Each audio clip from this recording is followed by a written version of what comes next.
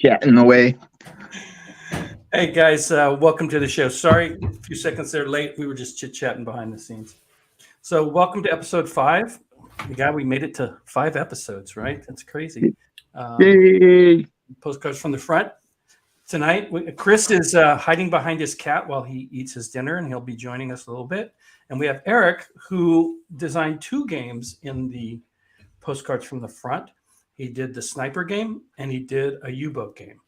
So we'll have him come on and chit-chat about that for a bit, and then we're going to get into our topic a little bit later, where we talk about cards, how we use cards, what games, some of the mechanics, get your guys' thoughts on that. I'll share kind of a deeper dive on Richthofen because that's a card-based game. Excuse me. And let me give you a quick update. End of the month is when the ratings end for the Postcards from the Front Game Jam 2023. If you need to make edits to your game, do it by then. Because myself and the Dietz Foundation, we're not going to go through and edit. I look for misspellings. I mean, if I find some, I'll clean them up, but we're not going to go through and do that. I will be going through and just making sure that they're all in the right format, which they should be. But just double check that and then send that stuff off to Dietz and let them get that organized and get the printing. And once I get information on that, I will share it back to you guys. But that's not even going to start to happen until the end of the month. So with that, I'd like to bring on Erich. Erich, welcome to the podcast. How you doing tonight, sir? Thank you. I'm doing very well. Hello, chat. Hello, everyone that's listening to us tonight. It's a pleasure to be here. Cool. I'm glad that you were able to kind of pop on. And like I mentioned, you had done a couple of games. So why don't we just dive in? Pick either one, and let's talk about it. Full disclosure, haven't had a chance to play either one of them, although I do remember the cover art was pretty cool from what I did see. Thank you very much. Very first 2 games really that I was able to release, to the public, or that at least I didn't shy away from releasing to the public.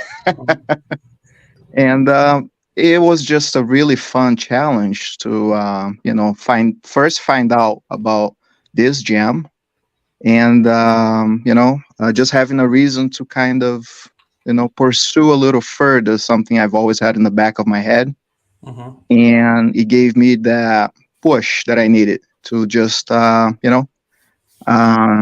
things up a little, inside of my head, put it outside of my head. Excuse me, sorry, I couldn't hear you. How did you find out about the jam? So I found out through the jam. I believe you were a guest in another show. I forget which show exactly. And you mentioned about the jam and that, you had your first one and this was your second, I believe. No, actually, this is the first jam. Oh, okay. Yeah, so you're part cool. of the inaugural jam, which again, we're going to be doing every year. That was probably Awesome. 90 Jester's show. Oh, yes, I believe so. So that's how I found out, and this is always a good way to connect with people, because you start making relationships, one channel to the other, and we all have a lot in common, right? We all enjoy games, we all enjoy history. We want to get more involved or not. Maybe you just want to hang out with some cool cats. I like no pun intended. But the 2 games I created here were just really 2 games that I really wanted to play myself, to tell you the truth. That, something that was a little quicker, a little, fast to play as well. That, we all love, trust me, we all love, large, grandiose games. But sometimes we just need something that's a little more like a filler, that you put in between games, that you can play these games during your lunch break, 20, 30 minutes, if you want to, And I think this is one of the reasons why I really enjoy the jam itself, because we were kind of forced to stay within limitations that way, you just have to streamline the game to be that size. You really have to cut down, to the bare bones of mechanics, that you would apply in a much larger game just to keep it to the format, and that was a good challenge, a mental challenge. Good. Yeah, just really enjoy doing this. Cool. So you mentioned that these are the first 2 games that you've released into the wild, and they're both going to get published. So you can say my first 2 games I designed got published. Yay! Love it. So that's pretty cool. So I'm curious to why don't you go through the thought process? Let's start with the submarine game. Sure, absolutely. And kind of explain how it plays, and maybe some of your, kind of designer notes on what you were thinking and why you chose those particular mechanics for that game. Yeah, well, I think if you like U-boats, if you like submarines, Das Boot is always what comes first in my head. Whether you watch the movie or even, because there's no way that if you are into war or war games, you wouldn't have come across at some point in your life with even just the poster of Das Boot, even if you never watched the movie. So that was a big one for me. Always enjoyed that. Always enjoyed, everything mechanical in any war, really. Yeah, good point. But I'm always very fascinated with subs, And the thought process was that, I'm not gonna lie to you, I been looking for a submarine game that played within 15-20 minutes. Not gonna lie, but that it wasn't so simple, because I like challenging games, right? And if you're gonna solo something, I want something that's gonna pick on my brain a little bit, even if it's something that's more like a filler. Again, 15-20 minute game, I still want something a little challenging, just like when you play solitaire, right? Just the regular cards, like, you're sitting there and you're trying to, get the right everything, right? And it needs to be challenging too. It just can't be given to you. And so that's what the thought process was for the both games. But for the U-boat game, it was so difficult to contain myself, in a sense that there is so much that you could put into a game that sometimes you need to strip it away just for streamlining purposes, right? And that sometimes you keep stuff that you really want to be there away from the game because you just can't put everything in it.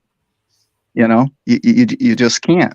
So this challenge was good because then, I came up with a game that in my head gave you the flavor, of being inside of a U-boat that plays quickly, but it still gives you enough crunch, even for a small game, that I think that's the mental challenge that you kind of need for a solo game, Right.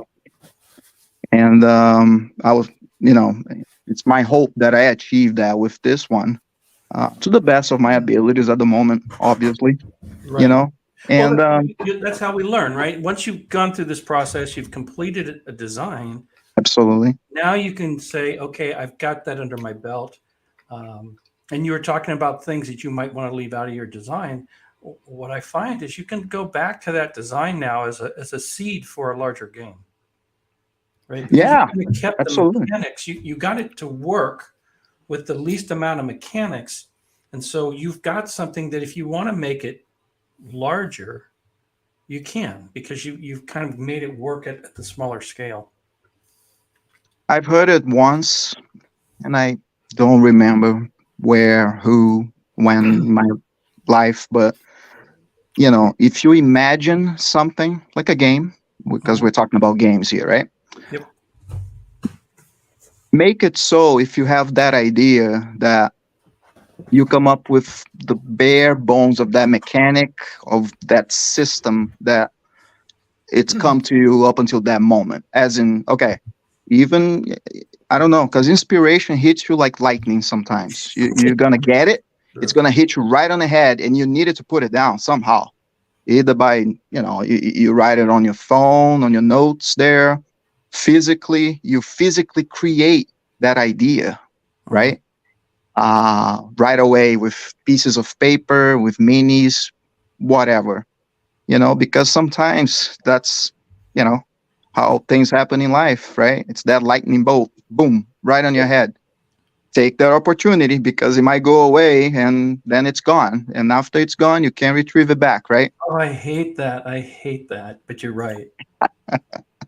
So, it's a challenge when creating a game because you might have a few of those moments during game creation too. And then, but you can't keep, all that lightning contained. You got to get rid of some of them. You got to let them go or else you can't finish. And I think that's the biggest problem sometimes with us in general, starting something, not finishing to the end, So that's when, maybe, the bare bones of a game, the skeleton of the game, like we're talking here, that very skeleton, the foundation of your game needs to be tight. Because everything else good is just like a tree, right? You have the trunk, but everything else comes off of that trunk, yeah? For a tree, So if you have that strong foundation that, okay, I have the mechanics here. I like the bare bones mechanic. I think everything else will grow around it for sure. Right. You can make a larger game. You can't, make all that work out in the end. As long as I'm not a big, fan of Chrome on my games or any game, a game loses me if it has too much Chrome on it. Yeah, I agree. If the Chrome adds to the experience, I'm fine with it. But sometimes people put Chrome in a game just to have Chrome in a game. And I'm with you. I'd rather not have that. And you know how to fix that problem? Oh, tell me. Participate in a postcard game jam. Nice. You will fix that problem because this streamlines your process right here. Yeah. This will give you the bare bones, the skeleton, the tree trunk that you need for your game because you will figure out the most basic mechanics that make your game work. You have to. You are restricted by 5-inch by 7-inch, rectangle there. Yeah. So you can't. That's it. That's your limitation right there. So that's Let me interrupt you real quick. Vigilance wants us to define Chrome. You want to give a shot at that? Well, for me, Chrome is just details in the game that try to reproduce the things that happen in life, right? So let's take a tank. If you're gonna add every little bit that happens in the tank, like you're gonna, what makes it move, what makes it, it's just exactly what it is. Chrome, you're just blinging, maybe putting way more than you actually need in the game. You're just making the game really a simulation. You're trying to get as close as you can of that topic you're talking about. And I don't know if that's fun sometimes. I guess a good example, if we were to take your submarine game, Chrome might be torpedo speed. Exactly. Right? I mean, could it come into play? Could you make some rules around it? Could you make it tactical? Exactly. Yes. Do you really need to do the calculations for your shots? Some people like that. That probably works better in a computer game than a board game. Yeah. But in a postcard game, write the rules for how you determine the speed and durability of your torpedoes. Exactly. Well, at the end of the day, I don't think a gamer wants to be an accountant, right? I think we're in it to have fun. I think to have an experience, I absolutely, absolutely. Mhm. But you know, you got to enjoy what you're doing. You've got to. And sometimes if there's too much Chrome in the game, you're wasting more time going through the rule book than actually playing the game and thinking about tactics and Yeah. thinking about the narrative of the game itself that's trying to teach you a lesson, you know? So I think that's what Chrome does, you know, in my head. Yeah, What and do in you guys? some games, I think it's warranted Hmm. because it can add to the experience, right? Yeah. And there are some people that like really heavy, or another term you hear this a lot in board game community is crunch. That game's got a lot of crunch, Yep. and so I kind of equate Chrome and crunch, kind of and that might be that the crunch is that the rules are a bit more complex. Hmm. That's not necessarily Chrome. Again, based on the design, but Right. I equate those two very closely together. Yeah. Yeah. Yeah. So Absolutely. I look at it a little different. I guess for me, that Chrome for me is, how do I want to word it? It's not it's it's not necessary in excuse me, the game to run properly. It's additional add-ons to make it uh, maybe have more flavor. A good example would be in a in a naval game, adding uh, adding aircraft rules is going to you don't have to have aircraft rules to play the game, but adding it adds an extra layer of complexity, but not necessarily crunch. To me, a game that's crunchy is very process driven,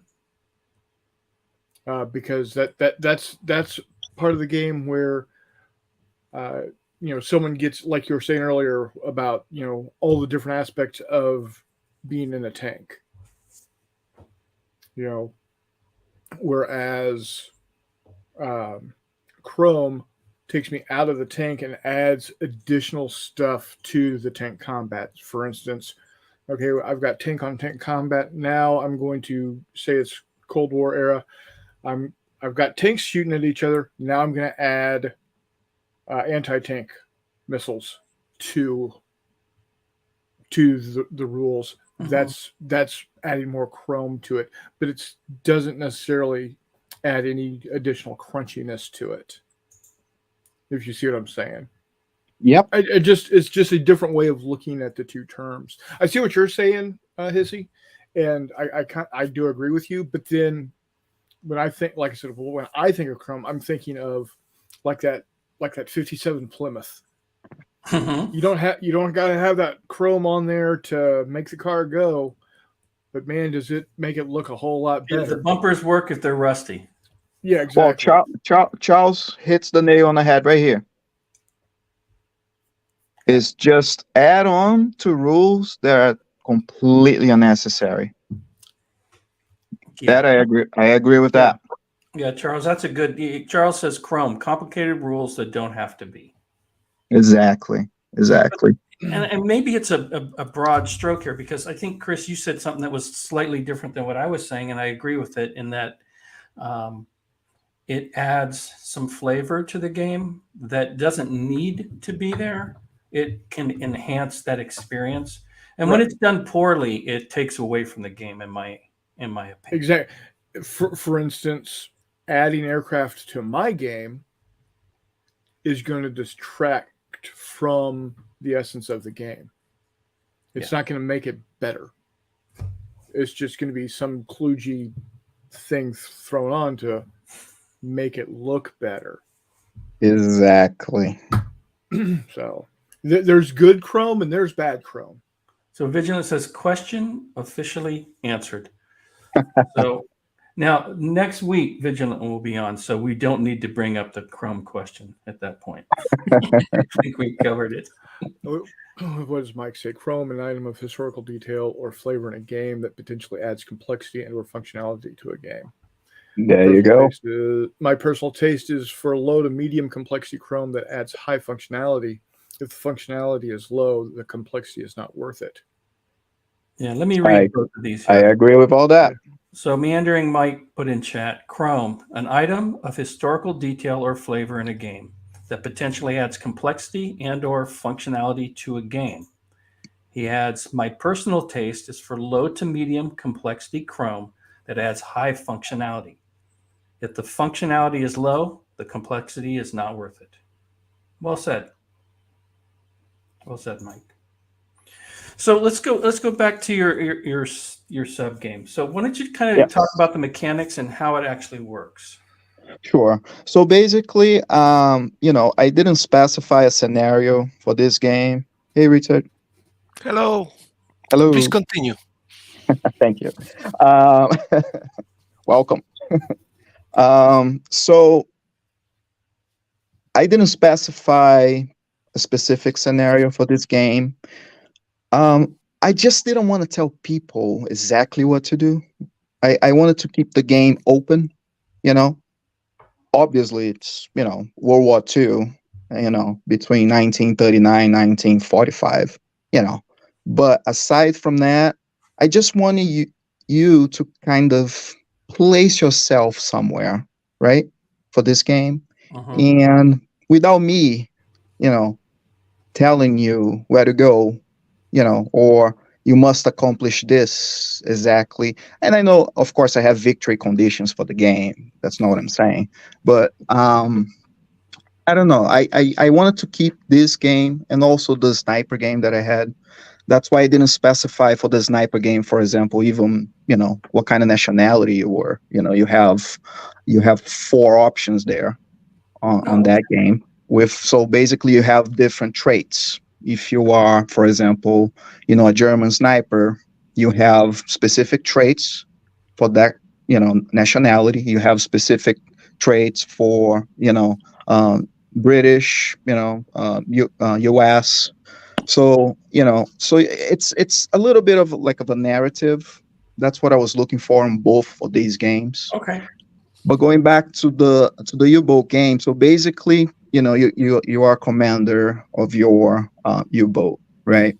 And then you just you start the game rolling dice, on events, and then through those events, you might be able to find the convoy ships that you're looking for, and the goal of the game is just to get as much tonnage as possible within, the time frame that you set for yourself, or until you're all dead. And, those are the usual victory condition, losing conditions, right? So yeah, quick game. For the U-boat game, you're gonna use 8 D6s. Okay. Being that 3 of those 3 D6s are for the convoy ships, because when you have a sighting event, that's you place the 3 dice on the map. So it's you can only find part of a convoy on this game. You don't find the whole convoy, So that's the restriction I came up with. You find 3 ships. That's always what's going to be. Okay.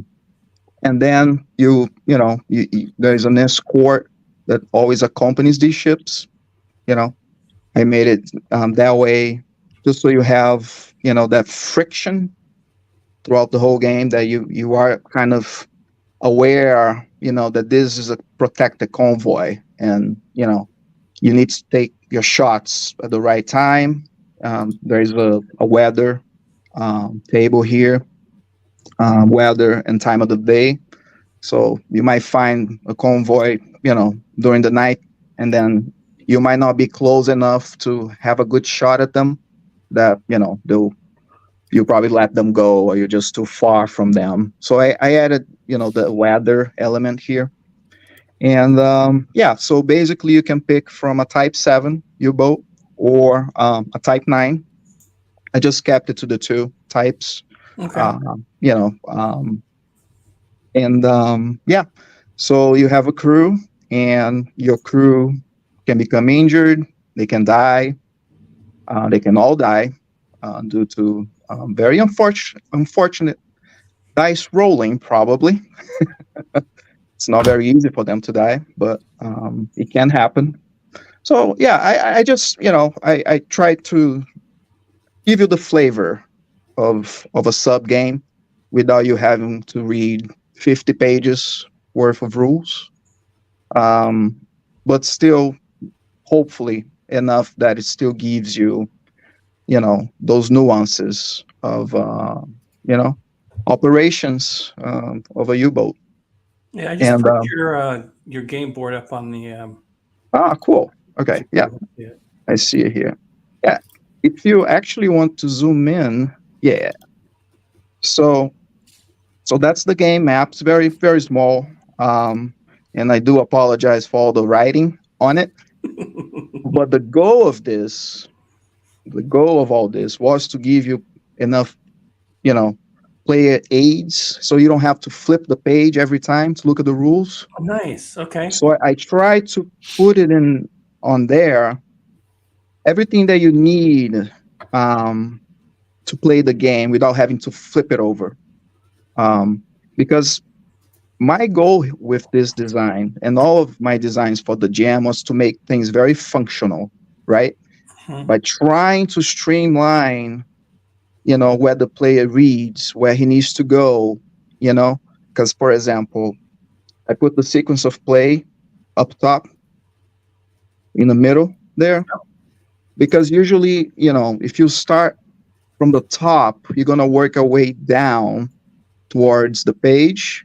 And it's like, okay, so when I start, I look right next to the title there, and that's my sequence of play. And now, you can just keep moving down and just, doing what the game's telling you to do. And, I made the events be on the middle of the page there. So everything else, is around it, because that's the main thing where you're going to be rolling your dice. It's at the events table. Uh-huh. So I wanted people to kind of focus on the middle there of the, of the page, just for make it easier for, for people to understand where they need to roll, because that's what they roll a lot there. Right. And then you have your crew right there. And on top of the crew names there, you have your U-boat ID. You can name your own boat. Oh, okay. Yep. You can choose the type of the boat as well, Type 7C or 9C. There's the U-boat nickname and the commandant name that you can, do. I would recommend people to laminate this page, because that's what I do. I laminate most of any game, and then I can use. Yeah, Sorry go to ahead. interrupt you. Go ahead. No, you're good. No, I was going to say that if you wanted to keep a narrative of, say, your different cruises, do print out one of these maps for one of your cruises. Yep. And then when you go out on another cruise, you just go ahead and print up another map. And your crew first absolutely might change. Now you've kind of got a log of the games you've played. Exactly. I like that idea. Actually. Exactly. So that's what I wanted to do, because I like narrative games, I like being able to, just have something that will tell me stories, tell me stories, so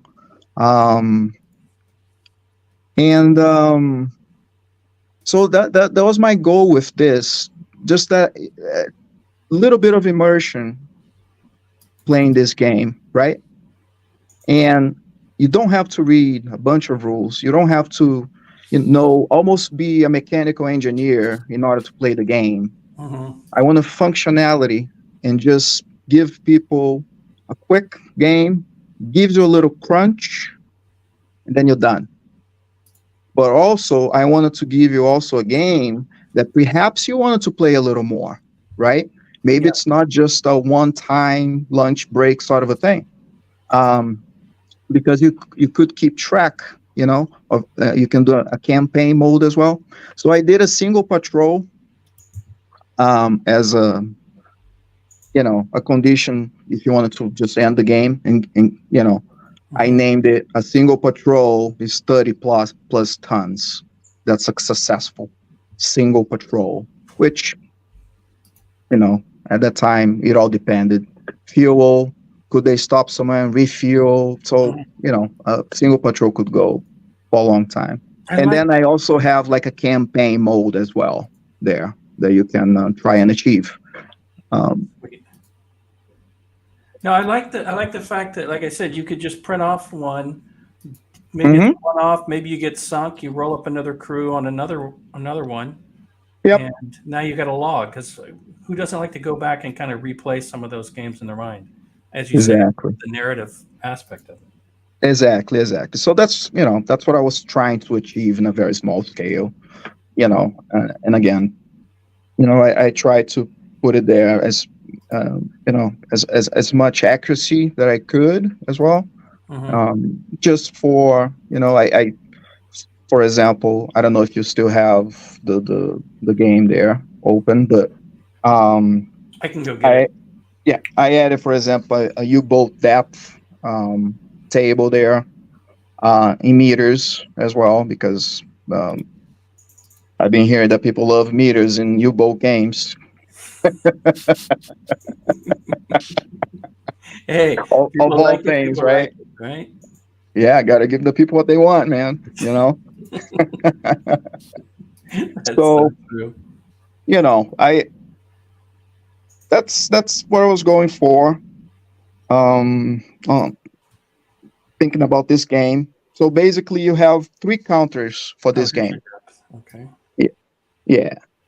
So if you go all the way down and to the left there, you're going to see the counters for the game. Oh, okay. It's only 3.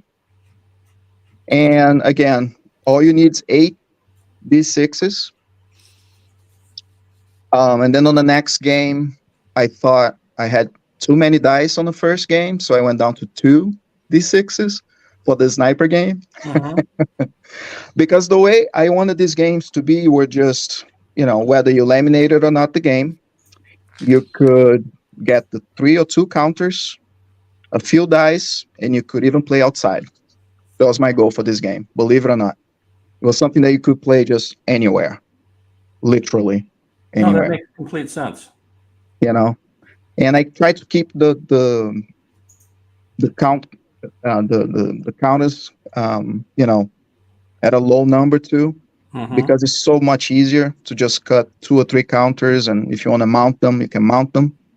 I mount all my counters. Also, on doing the design of this, that's what I had in mind as well. I wanted to keep so that's the sniper game. I wanted to keep everything very, very streamlined.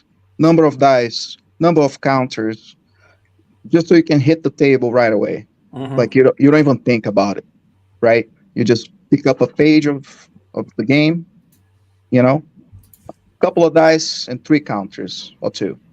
That's, and then on this design, I actually, what I had in mind, because this one was a little simpler than the U-boat game, but it's basically the same idea of the narrative, right? And again, narrative can be you might think of a narrative and I might think of a different narrative, and they still work out for the both of us, Now, is this World War II as well? It is World War II as well. Yep. And you see the events table there. Solo as well, right? What's that? It's also solo as well, right? It is. Yeah, both games are solo. Yep. Okay. Yep. So this one basically it is a sort of a narrative as well. You roll on an events table there, Mm-hmm. right? And if you keep going down the page, so what I did, can you maybe open up a little more, Casey? That way? Yeah, yeah. So actually, if you go all the way up, sorry, That's okay. you will see the sequence of play there. Mm-hmm. Number one being events. Do you see how that's on the left side? Yep. And then sniping position. If you go down, sniping position is right under it. Okay. So the sequence of play pretty much follows this pattern right here. If you go from left and then go counterclockwise, it's the sequence of play. Even if you don't know what the sequence of play is, like if you just follow the page, so events, so go down now, Mm-hmm. sniping position, that's the sequence of play in order there. If you keep going just counterclockwise. And then I put the main board in the middle because Okay. that's the main board, right? So let I me tried give to keep. you out a little suggestion as I'm looking at this. Yep. You could put a number in here: 1, 2, 3, 4, 5 for your sequence of play. Yeah. So basically, what I was trying to do was to just keep you going down the line there. You go all the way to the left, and then you just like a river, right? It's just coming down. So you keep just following that, and that's the sequence of play. You don't even need the number. I hear you, but because that's the flow that I was trying to keep with this. Got it. You see? Yeah, it totally makes sense. So And just again for ease of play. So when you're playing and you look at it, you don't even think twice because okay, I just keep following down here the line, and then in the bottom there, you're gonna see something that's familiar with the U-Boot game. If you Mhm. go all the way to the bottom, Hold on. you get to pick the name of your sniper. You can write it down right there, and then you get to pick the nation of your sniper right under it.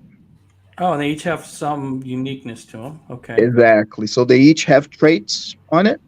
You could create your own as well.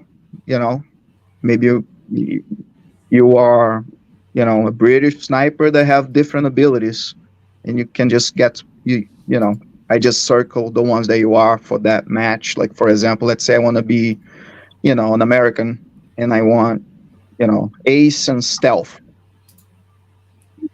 You could just circle both of them, and that's what this sniper is.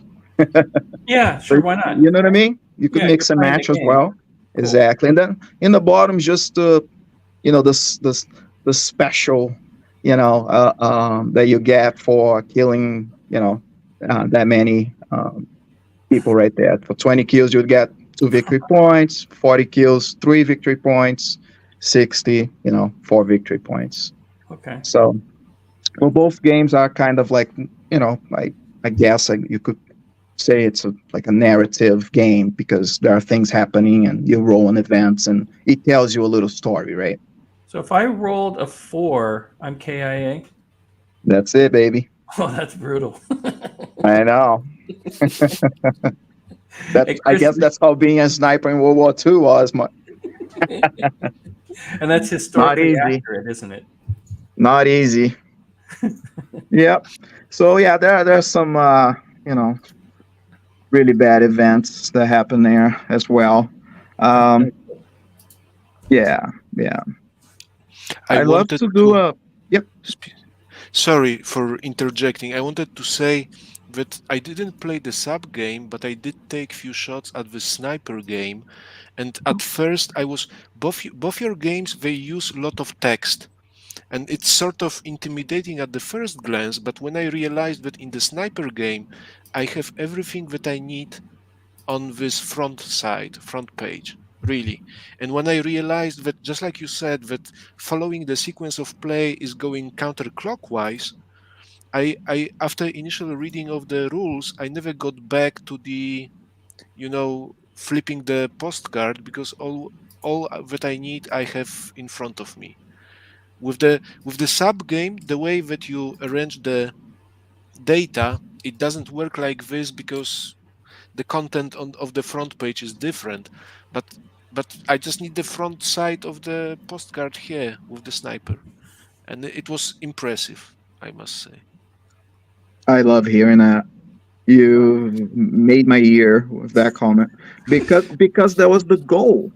That was the goal because I played this game and I did not want to flip the page. I wanted everything in front of me because I think you lose immersion in games when you have to consult rules and charts all the time. You lose a little bit of, you're not engaged anymore. You have to disengage now to go consult a legal document. Yeah, that's a very good point. That is a very good point. And Ryszard, you said that's exactly what I think too.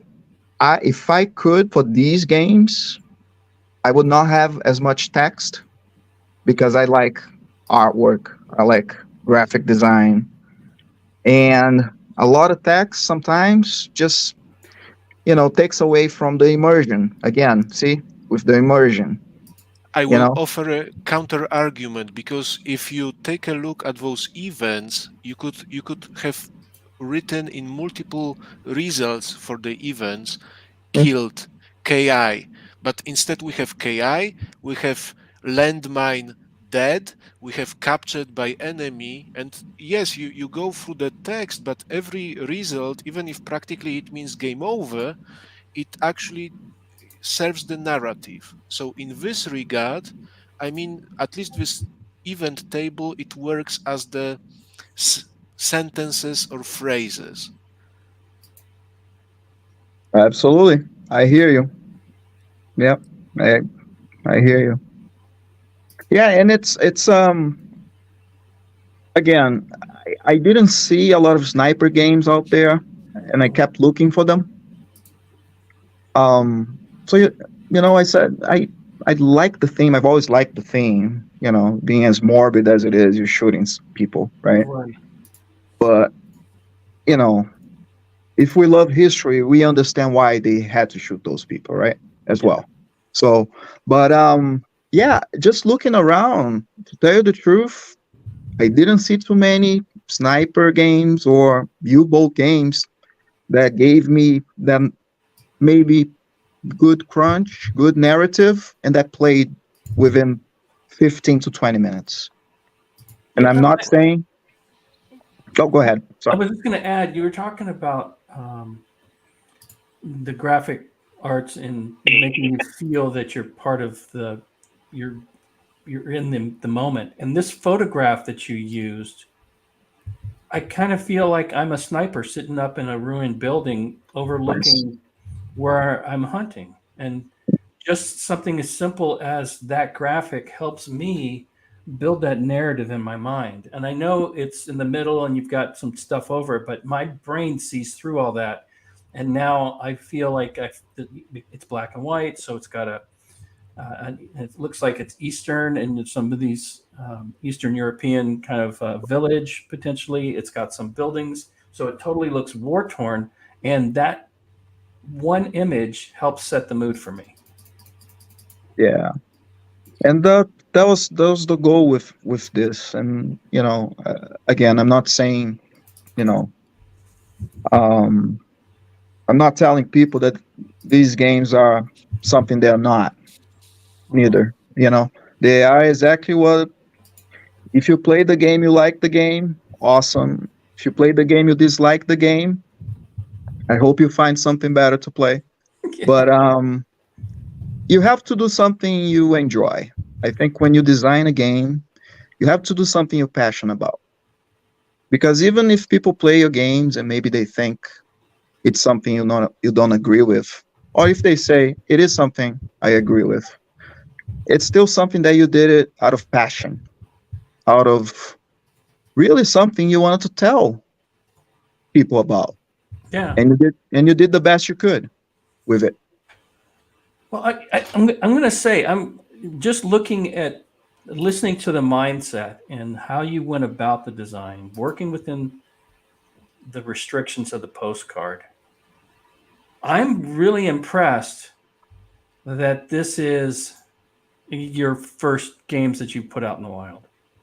It shows a level of thought and experience that you don't typically see in somebody's first attempt. So it's probably not your first. These aren't the first games you've designed, I would imagine. But I'm very impressed with what I've seen here. Oh, thank you very much. I really appreciate it.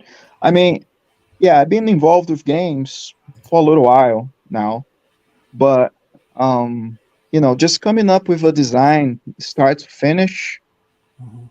it's not something that we do it all the time. You create a lot of scenarios like for games, right? Like, Mhm.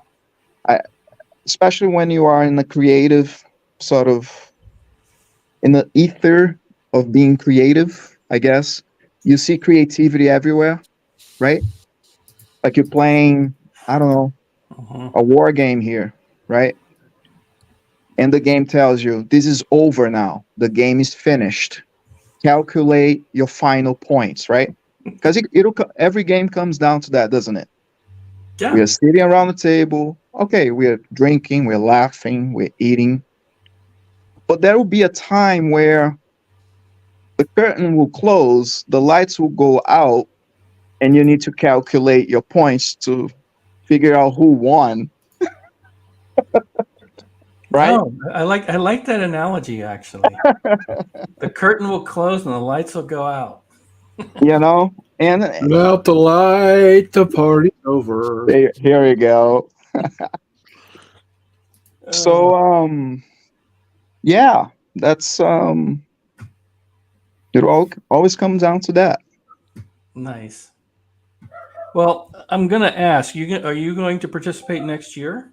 Absolutely. Okay, awesome. And we're going to have a Christmas card size, so you can expand a little bit if need be. Interesting. Yeah, I'll get the dimensions later, but Okay. there's a game I want to design that I cannot fit on a postcard, and so Let's do it. yeah. And also, somebody had made that suggestion, and I don't want this to be the game jam that makes everybody happy, right? Well, you know what I mean. It can't be everything to everybody, right? No, So it's the idea is that we'll have two formats, and I'm going to limit it to that, and just kind of focus on that. But yeah, good. I'm glad that you're going to participate again, and yeah, and if anybody out there, maybe you're listening to this while you're driving or whatever, definitely go on and pull these games down. You still have to the end of the month that you can play them and rate them, and would appreciate if you take the time to do that. These two games look pretty darn awesome. I'm just going to say. Absolutely. And I think this jam was so eclectic as well that we really just got one game about every single thing you can think of. I mean, you have naval, you have hex encounters, you have sci-fi, fantasy. You got Australians shooting emus. That's true.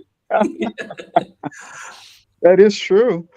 And we had two sub games. Three sub games. Four sub games. More than two. There's sparring dragons. Okay. I thought that was a little more. I didn't realize that was just a sub game. See, I should know better. I don't know. Well, there's subs in it. I don't know if there's. It's based on TSR's Hunt for Red October, which is, well, there's subs with surface vessels. Okay. Then there's my sub game. Yeah.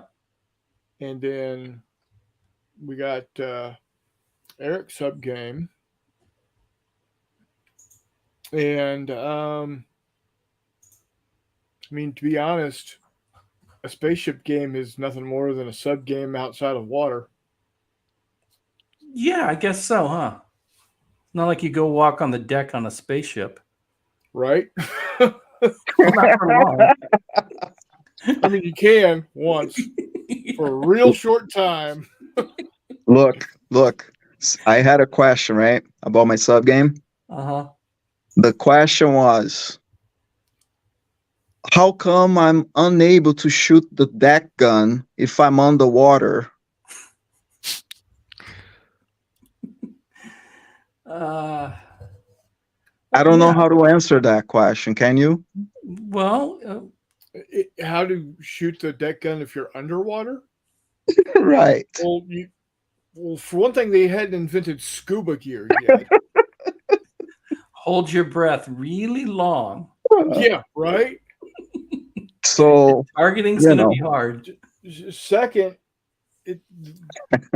dynamics of the of a shell being fired underwater is, I mean, it can be done, yes, but an 88 millimeter ain't gonna be as effective underwater as it is above water. I'm just saying.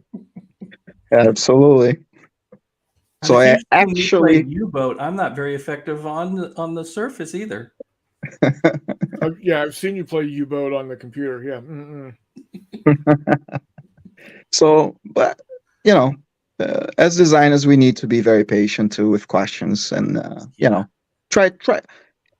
There's no dumb question. I honestly believe that. Just dumb looks. And that's why I'm hiding. I'm not even showing my face. So that's exactly why. No, the dumb look is when you get asked a dumb question, you just look at them like, "Are you serious?" Yep.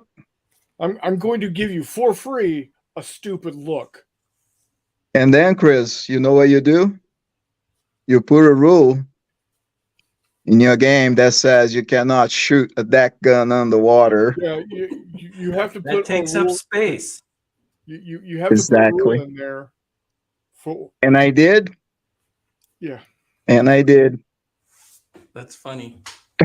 I guess shoot. You know what you could have said? Well, we could allow you to shoot your deck gun underwater, but that's just Chrome that I did not want to add to the game. Perfect. It's a perfect answer. I love it. So I've come up with a way to address why no submarines in Ocean Thunder. Oh, let's hear.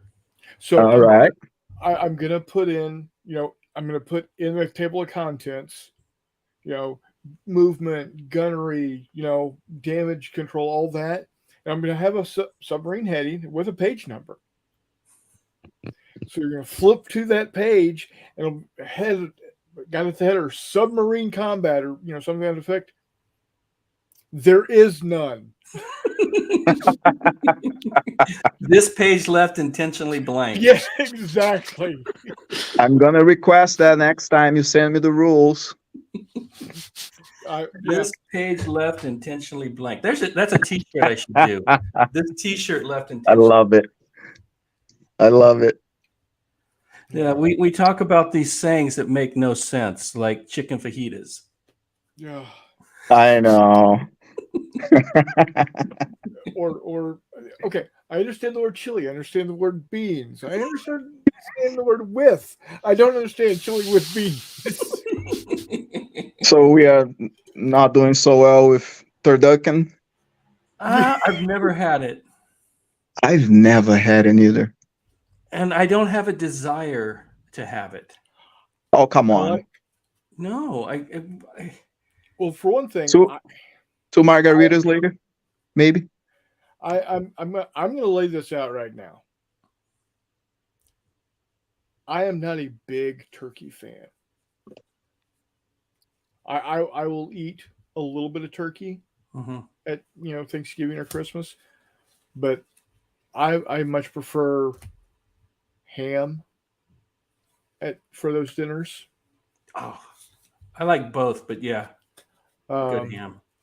I like chicken. I like chicken a lot. I do too. Agreed. But we're not here to talk about festive meals. No. And ironically, or maybe that's the wrong use of words, that neither of Erich's games have cards, which we're going to talk about tonight. Yes. Yes. So why didn't you use any cards? For a good reason, because the way I was looking to do with these two games were with dice. I put in my head I want to use dice for both of these games, Mhm. but I was already planning that my next games for the jam specifically are gonna be card games. Oh, okay. I've already said that in my head. Yeah. I wanted the challenge. I put in my head, okay, I'm gonna have very few counters for both of my games, and I'm gonna be using dice, more or less. And it's funny because I started with 8 dice, 3 counters for the first game, the U-Boat game. And then I thought it was too many dice. So I went down to 2 for the sniper game, and then 2 counters only. So it's just 4 pieces of components that you need to play the game. That specifically one, other than the 1 page for the game itself. Right. So I was trying to just minimize all that because I'm thinking it's a postcard game, right? It's a small game. So I want all the components also to be small, just very few components as well, you know? Mhm. So it's literally something you could put in a little sandwich bag and put it in your pocket Oh, and yeah. go play somewhere. You know, it's not going to be. Outside of the dice, I think in a pinch, when you only have 3 counters, you can just mark your game board. And that's the goal of the lamination. Yeah, in a pinch, right? So you don't even need the counters. Again, if you're traveling, maybe why not? They're on the card. You just cut them out on where you wouldn't be able to find scissors anywhere on the planet. But Yep, exactly. And because I was just also limiting myself, I don't know if that'll make any sense, but I was restricting myself with the restriction of making a postcard game. no, That makes any sense. Well, it totally makes sense. And just to kind of elaborate a little bit on the component issue. Yep.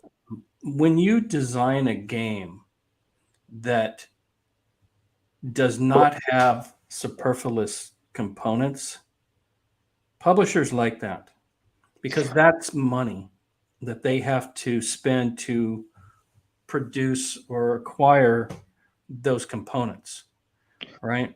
Well, we talk about Chrome in games, right? Mm-hmm.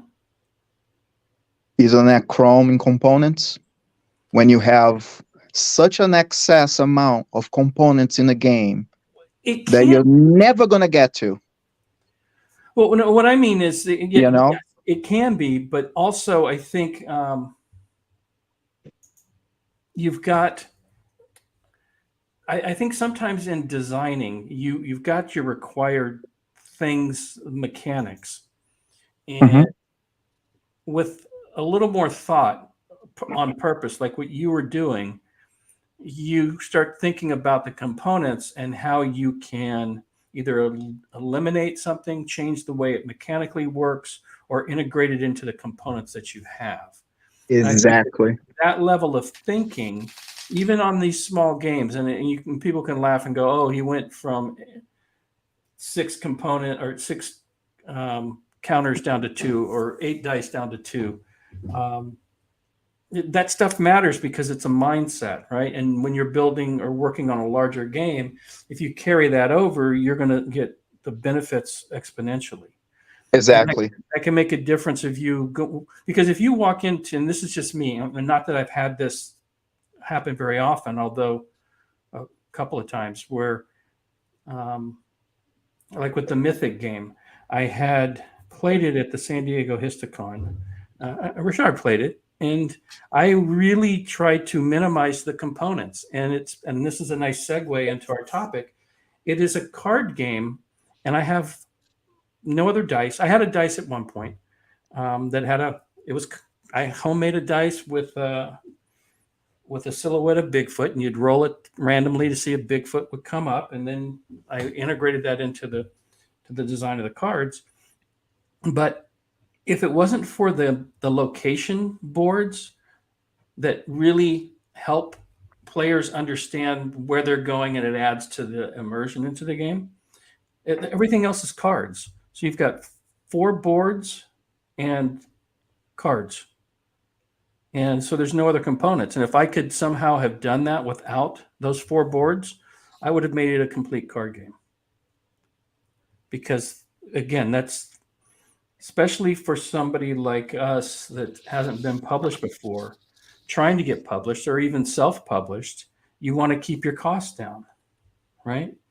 And so that's why I kind of did a teaser in the description of for the video for this podcast, that more often than not, I prefer to use cards in my design.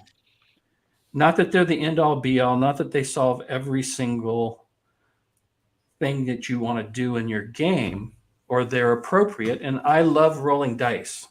You may have heard me talk about the game that I want to build that literally takes a bucket of dice. But if I can integrate things with cards, that's what I look towards. It's kind of one of my first components because I just enjoy designing card games. Well, cards are just beautiful for designers. It's because you can just use it in such a variety of ways. Mm-hmm.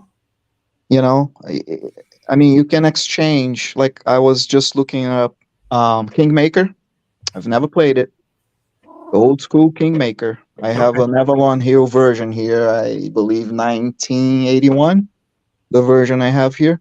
Haven't played it yet, but it's just cards. You play using cards. There's no dice rolling on the game. And this is what? Original design 1974, Yeah. if I'm not mistaken. And it's already just using cards. Yeah. There's no rolling in that game. You know? And now you have so many games, deck builders. You know, you have you know, we're talking about trading card games that's been around forever as well. And it just, cards are so useful for, you know, so many different things when it comes to games. Yeah. Now, Ryszard, your King game is card game, isn't it? Card-driven game. It has been designed as a card-driven game. Yes. Yeah. And you want to talk about how you use the cards in that game? So when it comes to that particular design, it bows down to the principle that the cards you can play for points or for the effects in game that are traditionally called events or events, I suppose. And the cards also constitute the characters which perform, which you can control, lose control, and during your round you basically have a hand of cards, 3 or 4, and you have to play one card for either the points or whatever the game effect it is listed there. Uh-huh. The points allow you to perform actions. In conventional game sense, it would be moving your pieces around, gaining control, taking stuff from the enemy, things like that. The events allow you to change the situation on the board that may be sometimes more powerful than achievable, than you can do it otherwise through points. Uh-huh. So in a way, there is nothing innovative in this because card-driven games principle, you have your round, play one card from your hand, either for points, do something with those points, or play the card for what is written on the card. Those games have been with us since For the People. They have been even, I believe, earlier because Kingmaker, it also has some additional instructions, right? What to do when you play a card. Of course, it's not card-driven game Kingmaker in our modern understanding, but that's it. What I can say is peculiar about the card game. The game consists of mostly markers and cards. There is no map. There is you need dice, 6-sided dice. You need less than a half letter size page of markers 40 markers or so, Mhm. and you need around 70 cards, 2.5 inches by 3.5 inches, so kind of standard size in a way. Yeah. And uh, forgive me for a moment. I will stay with you. But because Erich mentioned breakfast sandwich bag, Here we go.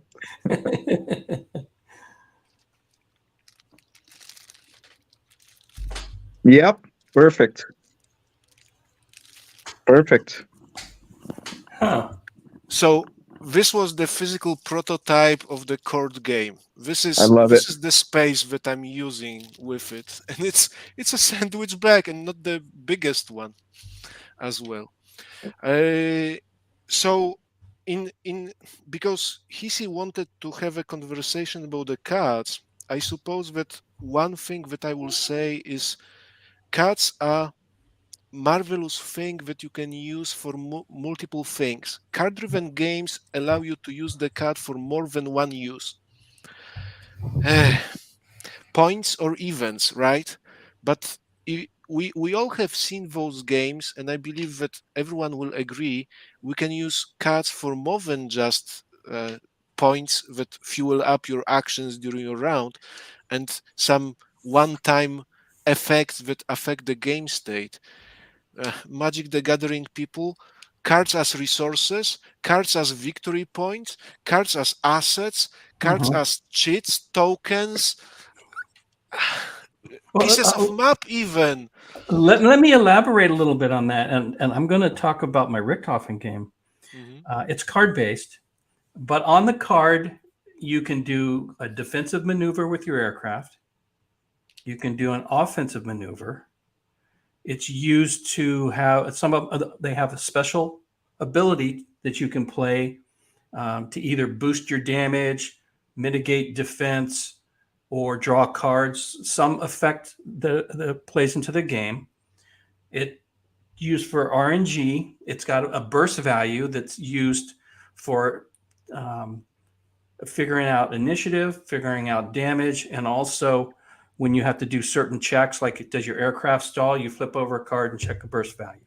So, and then I've added the solo ability all onto the cards as well. So when I count that, I've got 1, 2, 3, 4, 5, like 6 different things that you're doing on one card. And you have a limited, and actually, I use that card or the hand size. Now, this isn't directly on the cards, but if you've got 3 cards in your hand, that gives you 3 options. If you're a more skilled pilot, you might have 4 cards. If you're an ace, you have 5 cards. And that Nice. abstracts your ability to think in that abstracted slice of air combat, whatever the time is, because there are no turns per se. You're playing cards back and forth. And so time is even abstracted. And the game is all about, as a pilot, when you have an advantage against your opponent or you are at a disadvantage, and how you maneuver around to then gain your shots and how you can use cards to boost your damage. And it's all thematic.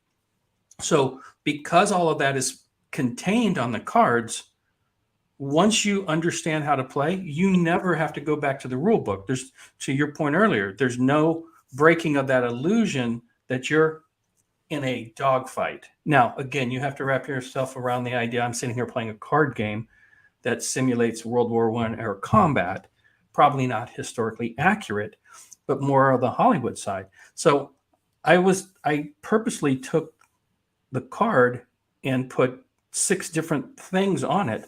So now, talking what we talked about last week, that Chris was talking about friction in a game.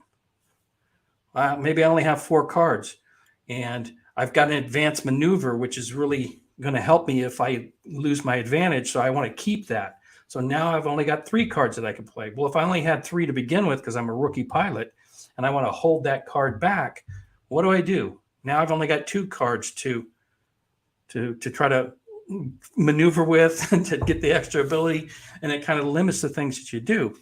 And I found that to be extremely. I think that made the game, and I don't see how if I would have taken the air combat game and done a dice with a results table, I don't think that would have worked, at least not for the combat aspect of the game.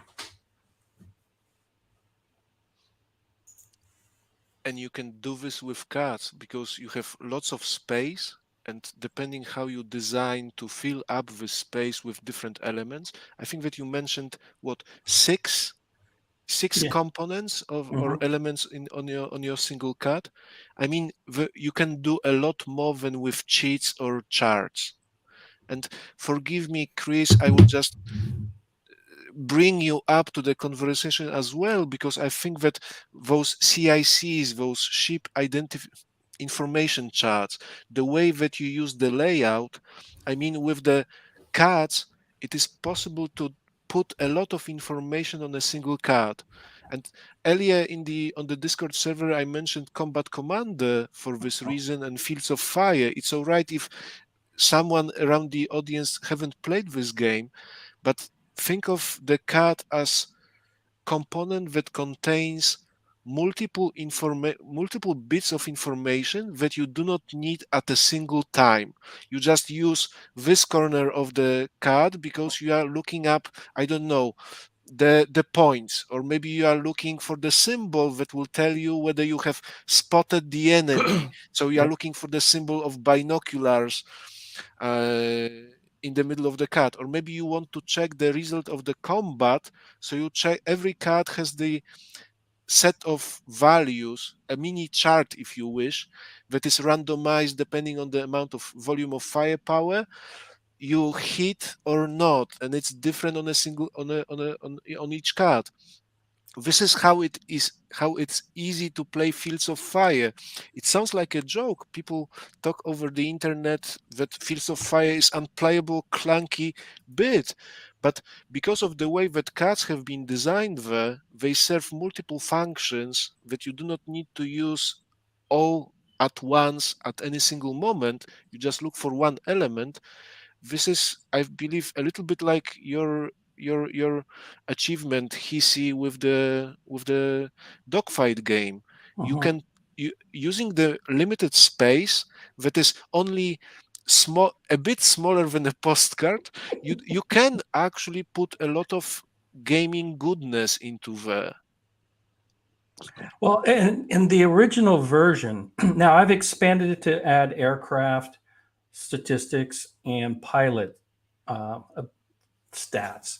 But originally, your aircraft had 8 airframe, a la hit points, and you either had 3 cards in your hand, or if you played the Red Baron, you had 4. And that was basically it. And then it was just an air combat game. And it had 30 cards in the deck, and both players had the exact same deck. And the deck size mattered because you could burn through your cards. If you had a card in your hand and you're afraid to play it, you knew if you put it back in the deck, there's a chance you're going to draw that card again, or maybe before the end of the air combat, unless you get unlucky and get shot down, or maybe you pull a card that you didn't want in your hand right now because it had a high burst value and you want to throw it back into the deck. Because I had it down to 30 cards, that was a viable option. Now it's bloated up to 40 cards, and that speed play through the deck, I don't know if it's as valid as it used to be. So it throws off the sequence of things that happen. In a 40 card deck, or especially when you have 1 of or 2 of, the math is a little different. So I still got some balancing issues there. Now, the game isn't designed to be balanced between the 2 players, meaning if, say, NotJay and I are fighting each other, it's not going to, I might blow him out of the sky in the first couple of cycles of us playing, because I get on his tail, I get the right cards with a combo, I hit him, I light him on fire, and boom, game over.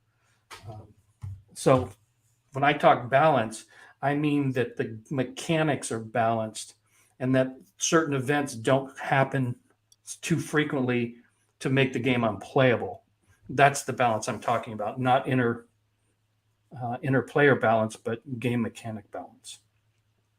So we'll see how it comes out. which is, I was going to give my update from last week.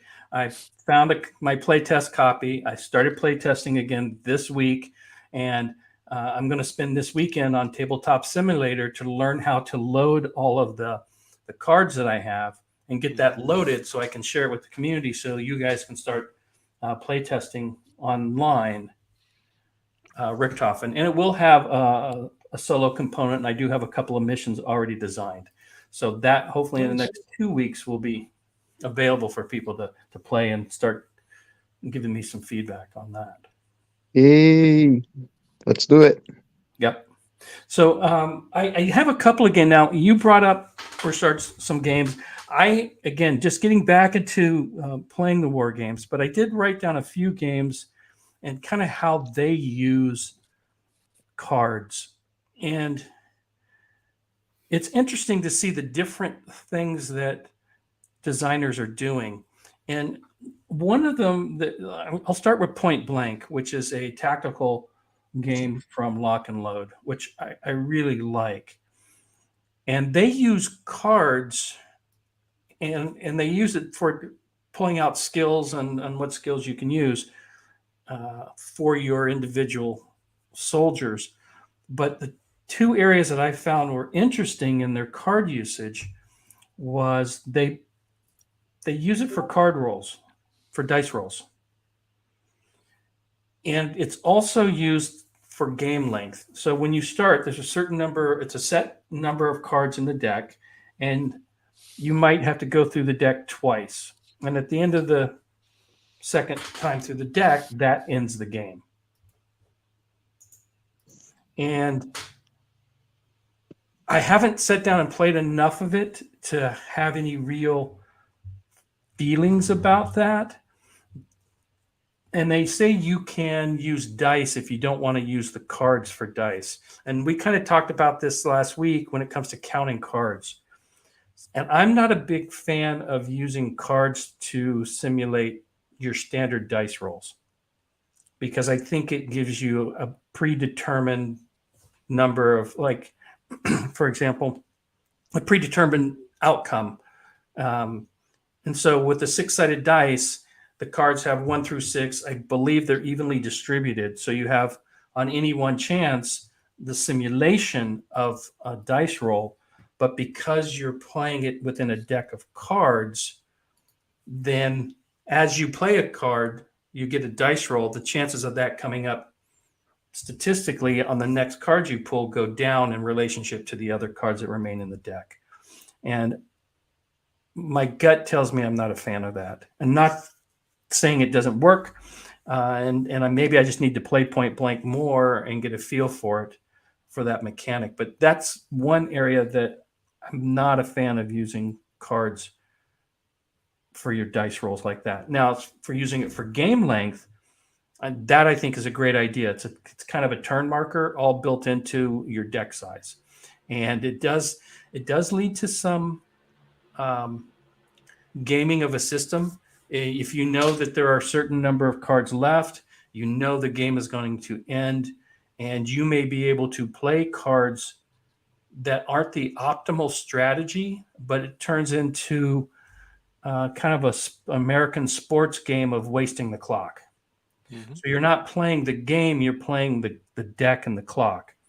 And talking with the designer, and I'm sorry I don't have the game in front of me, I don't remember his name, but he was on one of the online gaming conventions with the San Diego Histicon, and I got a chance to play the game with him a little bit. And he said, yeah, that does come up near the end of games, that sometimes people will draw cards or play cards to draw other cards to speed the clock up, as it were. So those are my thoughts on at least Point Blank.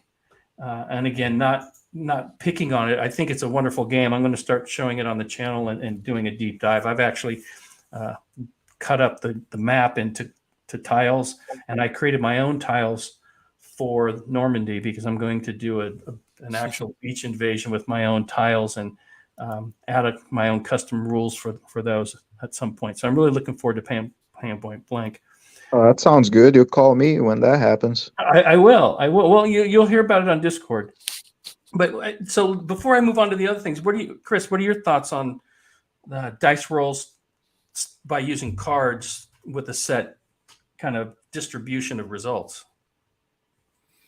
So the game that I'm most familiar with that is diceless is Wings of War, Wings of Glory. The Ares games, World War I, World War II aircraft. And it is 100% card driven game, even to the point where the original game was not even a miniatures game. It was a card game. Your airplane was a card on the table that flew around on the table based off of the maneuvers of the maneuver cards that you chose. Uh-huh. So for those that are uninitiated with it, you've got each aircraft has a maneuver deck, A, B, C, D, etc., with different maneuvers based off of the reality of what that airplane could actually do. So each deck was slightly different. And what you would do is you would have that deck for each player had their own deck, and it wasn't random. You looked at your deck, you could see where your plane was based off of where the other planes are out on the table. You would choose 3 cards for your maneuvers that turn. Turn the first card up, everybody makes their maneuver based off of I believe it was based off of what's what I'm looking for? Pilot skill. Okay. And you would reveal your card, you'd make your maneuver, and then you would see if you were in range to shoot. And if you were in range to shoot, and it was a ruler, for lack of a better term, but it was just segmented in. Like Napoleon? Yeah, exactly. It was segmented by short and long range. It wasn't done in inches or anything like that. Uh-huh. And you'd lay it out from center of the card to the center of the card you're aiming at, and if it was close enough, you then pulled up the damage card from it's a communal deck. That you would pull, and it would tell you how many hits you had from it. Could be 0, could be 1, could be 2, could be 3. If you wanted to play the advanced game to add Chrome, it could potentially have a fire marker, a smoke marker, a gun jam marker, etc. That different things could happen to your opponent's airplane when you hit them. Uh-huh. So many counters. What's that? So many counters. Yeah, I'm joking. For the special damage effects, really. Yeah. There's a lot of tokens that go with it, but not too many. But yeah, it's no dice whatsoever, 100% card driven, and I really like it because I don't have to look anything up. I don't have to cross-reference anything. I don't have to see, okay, what does a 2 mean, or what does this special symbol that I've rolled on the die mean, that type of thing. It's just right there on the card telling you exactly what it is. And the reason I like that over specialized dice, and there's a lot of games out there now with specialized dice, is that specialized dice become expensive. So so for instance, Fantasy Flight dice, a set of their Star Wars, the role-playing game, are like $20 for a set of dice. But you have to use those dice because they're specialty dice. And now you could figure out, okay, what is on what symbol, or how many symbols of each one are, or how many of each type of symbol is on that particular type of die, and then you can create a chart, but then and roll just regular polyhedrals. But then, okay, that's a 4. That 4 equals 2 successes. I'm having to look at something else. Whereas with a card, it's part of the game. I don't have to have the special. I don't have to get additional special dice to make it work. It just is. And see, that's the thing. Like in a role playing game, and it would be interesting to see. It would be interesting to see how you could do combat resolution with cards with no dice in a role playing game.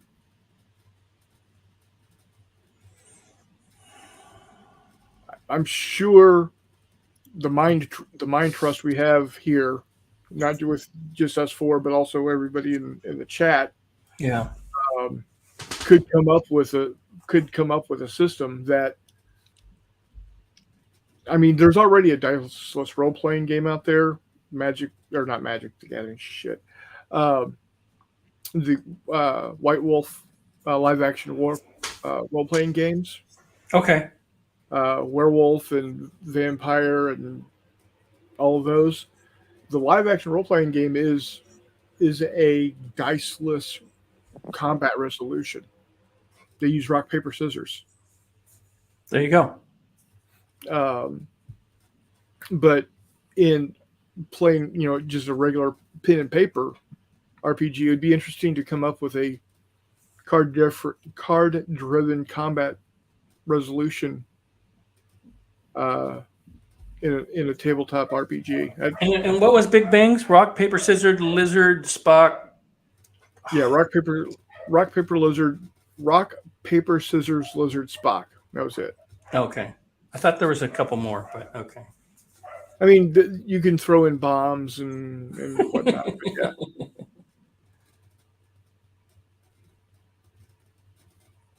Okay. But there are a lot. Yeah, there are a lot of games that use cards for activation instead of combat resolution. A perfect example is all of the different Commands and Colors games, where you have a hand of cards, and then based off of what you have in your hand will determine what you can do on the board. For instance, like this outflanked card. It says issue an order to 2 units and or leaders in both the left and the right sections. So let me interrupt you real quick here. So Command and Colors is based off of the Memoir 44. Was that the first Command and Colors game? No. But it's the same system? Commands, they're all done by Richard Berg. Or Richard Borg. Yeah, and Command and Colors Ancients is the first. Okay. And then there's just been a plethora. There's Memoir 44 for World War II. There's Tricorn for American Revolution. There's Napoleon or Napoleonics for exactly that. There's even Red Alert for fleet level spaceship combat. Okay, and there's also one for the Japanese feudal Japan. There's Chigahara or something like that. Bushido or Samurai Joe or I don't know, something like that. So yeah, there's all there because it's such a good system. It's the closest thing to a miniatures game without having miniatures. Now, in some cases, there are miniatures, like Red Alert or the Japanese game. There are miniatures. I thought I had miniatures in my Memoir 44 game. Yeah, little ones. Yeah. But most of the other games, they're block based. But you can get a game in. You can get an entire scenario in an hour and a half. But you still use dice for You combat use dice. resolution, You use dice for combat resolution. and so the cards are used for tactical purposes. It's Right. the activation. It's activation. Okay. It's how you move your units. Okay. So like order 3 units center. Now where the friction comes in is if I don't have 3 units in the center, I'm not activating. Right. I'm not doing jack, and that's where a lot of people get frustrated with it. One of the guys that over when I was on Rocky's War Room, one of the guys, he cannot stand this game because he doesn't like the fact that he can't make his units do what he wants to do when he wants to do it. We don't like frictionless games. Yeah, I don't. It's not a war game if there's no friction. Okay. So yeah, that's one way of activation. Another way of activation is using just a regular card deck, which Fistful of Lead uses. And this is literally a standard 52 card poker deck. Now, you don't have to buy their deck to use it. You can use any bicycle brand deck you want. But what's nice about the Fistful of Lead cards is when you get certain cards, you get certain things happening. So like the one-eyed jacks give you a +1 to shoot. The Queen of Spades lets you recover from, well, this is the old rules that allows you to heal one or removes shock. The Queen of Spades removes shock. But it also, people were talking about immersion. It when you're playing a Wild West game, it's nice to have Wild West looking characters. Or let's say you're playing sci-fi. It's nice to have a sci-fi looking card. Yeah. So it's, again, you don't have to buy the Fistful of Lead cards to play the game. Before I got my decks, which I have all of them. I have 2 at this point now. I literally have all of them. I've got so many, I can't hold them up with 2 hands. I went and bought a deck of bicycle cards, and with a more than a handful is a waste. Yes, it is. But they're so fun. But I took a Sharpie and wrote in the specials on the cards, so I didn't have to go back to the quick reference sheet to see what the Queen is. Now, I've played so many times now, I know from off the top of my head that what the cards are. But when I was first playing, it was handy to have to know that. Well, with Fistful of Lead, what I kind of like about it is, and correct me if I'm wrong, but you take a 52 card deck. Now, we were playing it online where everybody had their own deck, which I like the way that Warmud had done that. But if we're all sitting around the table, we have 152, and it's got the jokers in it. So you got 54 cards. You shuffle it up, and everybody gets 1 card for each miniature they have on the board. Yes, with exceptions. Okay. So I'm just going to do a quick fly through, and you can adjust where necessary. And then you call out aces, and then anybody who has an ace, kings. Is it kings? Okay, so because aces are wild. Okay, aces are wild. So you call out kings, and then based on suit, and you have this memorized, I don't. the king of spades, I think, is the highest Yep. one. And Spades, hearts, diamonds, clubs. okay, so like if we all had kings, we would then be able to activate one of our units in that sequence, and Right. then you also have the ability that when you're activating that unit, it gets the ability printed on the card. So you may Correct. have a unit that you want to activate early, but but let's say your last turn your gun got empty, so you've got to reload. Well, one of the abilities is a reload. Is that a 7? 6. 6. Oh, that's close. Okay. 7 is reroll one roll. Okay.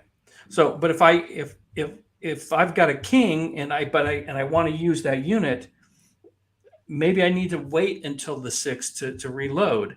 And Exactly. so even though you think, oh, I'm going to get these cards and I'm just going to have my best units go first, that's really not how it's set up. I think it could be more complex. You could build a lot into that system, but I think the way that they've done it keeps it it's honest to the design of the game, that's beer and pretzels and keeping it light. And not every card has a special ability on it. Right. So the game designer, Jay Wiley, has a gaming group that meets every Thursday at his house to play a game. So he's got 3 to 4 hours to play. And he'll have anywhere from 5 to 10 guys show up at his house. So he needed a game that could be played in 3 to 4 hours with 10 people and it not take all, and actually be able to complete the game to a solution, right?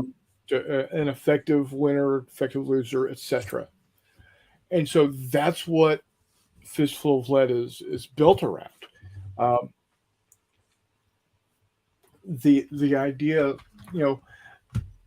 both he and one of his design partners works for a big card manufacturing company in Kansas City that has a lot of halls and they're marked for it. And so they're designers. Jay Wiley has designed all of these cards himself. He's done all of the layout of all the books himself. Oh, nice. With the help of Steve. And both Steve and Jay are huge Star Wars fans. Gargantuan Star Wars fans. About as big as Star Wars fans as I am. Right? And they liked the idea of X-Wing, but they don't like the game of X-Wing. So he said, how can I get 10 people playing with X-Wings and TIE fighters and all the other different ships? How can I get 10 people to play that and have more than just one ship or two ships and get through, get done in 3 to 4 hours? Right. Well, they came out with, where are you? I'm missing a card deck. Anyway, they came out with Starfighters, right? And he could get 10 players with 5 ships each to have a game completed in 3 hours. They had 50 ships on the table. Nice. 50 X-Wings, TIE Fighters, Millennium Falcons, whatever's, right? We got 50 ships, 10 players with 5 ships each, done in 3.5 hours. Okay. So it's designed for quick, and the tool that allows that, and I know that there's more than just cards, but it's that deck of cards. Right, because the activation is like that. Yeah. And it's, if you're not paying attention, if you're on his table, same with my table, if you're not paying attention and your card gets called, and you don't go, you lost out. And see what I like about that. There's no bookkeeping for initiative. Right. You don't have, because it's random, right? To a certain degree, it's random. Now you have some player agency, but you're not sitting there wasting time thinking about when you're going to do something. For the most part, your card comes up, you look at what you got. If you're down to 2 units, you got 2 choices. And so, yeah, as you start taking casualties, the game speed definitely picks up. At least that was the experience I had playing it. Oh, absolutely, yeah.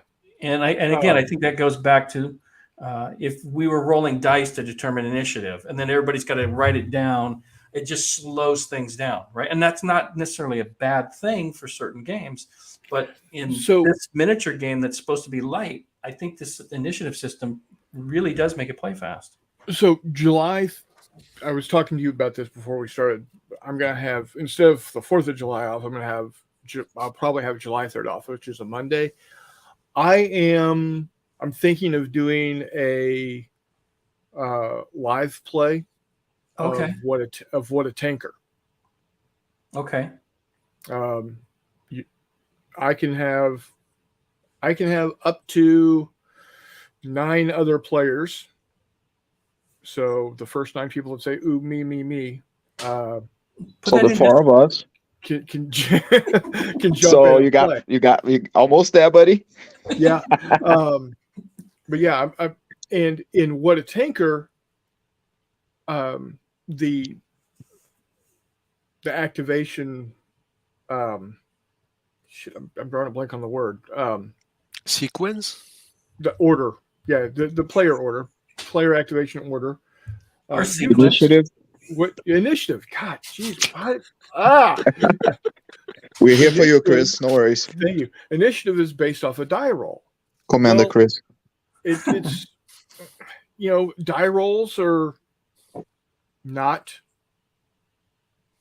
conducive to a large group of players. Oh gosh, yeah. Very true. As much as I like my dice, that's a very good statement. Very true. At a game convention, I've run What a Tanker with 10 players. And if you are rolling and somebody, you got to figure out, okay, who rolled 6? Okay, you rolled a 6. Y'all need to re-roll to see who y'all both rolled a 5 again. Okay. Mm-hmm. So what I did is I made tokens. I 3D printed some tokens. Nice. 1, 2, 3, 4, 5, 6, 7, 8, 9, 10, 11, 12. Put them in a bag. Shake. That's no different than taking 12 cards here.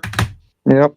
Dealing out 12. Okay, who's first? Who's second? Who's third? See, nice. And it just makes it real fast. Now, one of the things you can do when you activate in What a Tanker, you roll d6s, and each die face does a thing, gives you the ability to do a thing. Well, a 6 is a wild card, and one of the things you can do with that wild is you can hold it to boost your initiative next turn. Okay. Mm-hmm. It gives you a +1 on your die roll. Mm-hmm. Well, what we've done instead is if you hold that 6 to boost your initiative, you just trade spots with the next guy above you.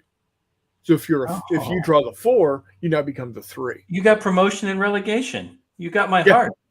Yeah. There's way to promote and relegate. If you hold that 6, you're going up. I love it.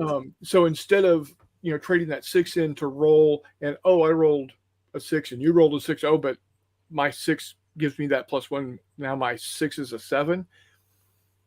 My 6 now is you pulled the 1 chit, I pulled the 2 chit. I'm playing that wild die. Your 1 becomes my 1, and you become the 2. Nice. Okay. And whoever has decided to keep their 6, they just boost up 1. Now, if you draw the 1, you're shit out of luck. You can't do anything more. It sounds like you're speaking from experience. Friction. Yeah. But yeah, I'm gonna get make sure I've got the. I think my brother. Yeah, by that point in time, my brother is out of town. he's going to Texas and then ultimately to a cruise, and where he's leaving from is Galveston. So if Is he he going to has, go visit Ted? what's that? I'll show myself out. I didn't hear what you said. Is he going to visit Ted Ted? in Texas? Ted Cruz? Okay. Yes, please show yourself out. We can continue this show without you. Move along.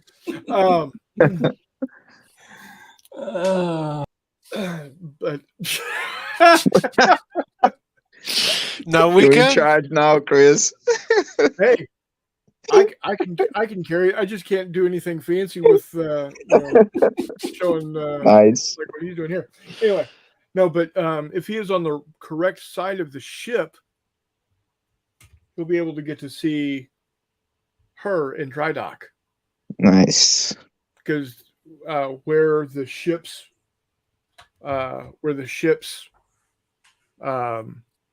dock in Galveston is Yep. right across the channel from the dry dock that Texas is in right now. Oh, very Oh, cool. that's awesome. So I said, you got to get me I've seen multiple pictures of them, but I got to get a picture from you. Nice.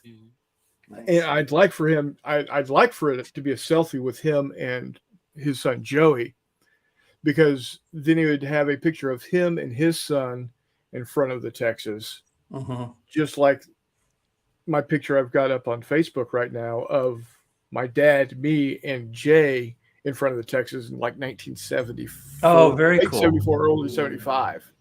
I think it'd just be really cool, kind of, It totally would be.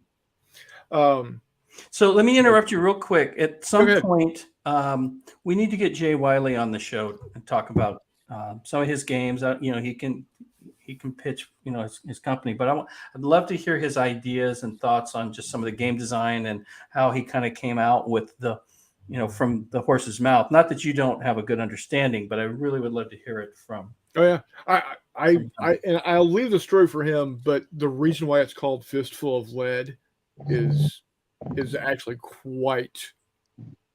I don't want to overstate no, that's good. A teaser. We like teasers. I don't want to overstate it, but to me, it's pretty epic. And I think I was at the same event he was when the nugget of idea came to him, and I know exactly the guy he was talking to that ended up having that nugget. So yeah, there's some really, really good gaming experiences I've had in Kansas City. There's some really, really bad experiences I've had in gaming in Kansas City. And yeah, we'll just leave it at that. I love Blackstone Fortress. So Scout Gremlin says, while Absolutely. randomizing of initiative is a thing, I really enjoyed Blackstone's Fortress sort of randomizing of available actions. Yes. You want to elaborate? I'm unaware of Blackstone Fortress and exactly what Scout Gremlin. Okay, so Blackstone Fortress is a dungeon crawler, basically, set in the Warhammer 40K universe. Okay. A Blackstone Fortress is a huge, monolithic, for lack of a better term, space station that's just floating out there in space with lots of hidden greeblies and gigaws and goodies inside that has been overrun by chaos. So there's Chaos Space Marines in there, Chaos Psychers, Traitor, Imperial Guardsmen, all Chaos kinds of Chiefs fans. What's that? Chaos Chiefs fans. Yes. That's actually very chaotic. That's actually my Blood Bowl team. They're the Chaos City Chiefs, the KC Chiefs, Chaos City Chiefs. Anyway, a buddy of mine painted up chaos dwarves in red and gold. There you Yeah. go. Love it. Anyway, and you as the player, you choose a character. There's a rogue trader. There's a Kroot. For those of y'all that don't know, the Kroot are the bird-like creatures that are in line with the Tau. There's 2 ratlings, little halfling type dudes. There's a robot. Anyway, there's an Eldar. You choose one of these characters, and you draw a card, and that gives you. It's called an exploration card, and that card could be a battle where you actually lay out tiles to create your battlefield. Okay. Or it's a test of some nature, whether it's a pit fight again, where one of the characters goes and fights 2 or 3 other groups or whatnot. And with the activation, Skellerman says each model has a series of actions they can take, but each action requires X plus to perform. So if a model has 3 actions, you roll 3 dice, and to do XYZ action, you spend a 3+ die or 5+ die, etc. So, for instance, the character that I was playing, excuse me, he had a weapon that in hand-to-hand combat, if I used a 4, 5, or a 6, I got 2 attacks with each activation. And on Am I missing where the cards come in? the cards generate The actions. generate what's happening. Okay. Yeah, the cards generate what's happening. The dice are very similar to what a tanker in that, well, kind of, but not really. They're like what a tanker, or they're like a chain of command, where when you roll the dice, you can do certain things with your dice as spelled out by your character. Okay. Oh, okay. So is it like a dice allocation thing? Kind of, yeah. So Oh, okay. my guy has 4 actions, so he rolled 4 command dice. Okay. And depending on what I rolled, of course, a 6 is, a 6 can do anything. A 1 Right. can't do. I mean, it can do the basics. Not as much. Yep. Right. I can move with a 1. I can do double attacks with a 4. I can do triple attacks with a 6. Oh wow, that's quite a swing. Yeah. So each player has their own set of dice, and then there's a dice pool of 5 dice that gets rolled that anybody can pull from. Now, once that die is used, it's used for that turn. But you have to remove duplicates. Uh-huh. Okay. So if you roll and you got 2 2s, 2 3s, and a 5, you only have that 5. Or you roll, you get 3 6s. Oh, you have to remove all the duplicates, not just one copy of it. No, all duplicates go away. Oh man. So that's the push your luck element right there. Yeah. So you roll those 5. You roll those 5 dice. Several times we came up with like 3 6s and 2 5s. It's like, son of a bitch. We got no additional, and it's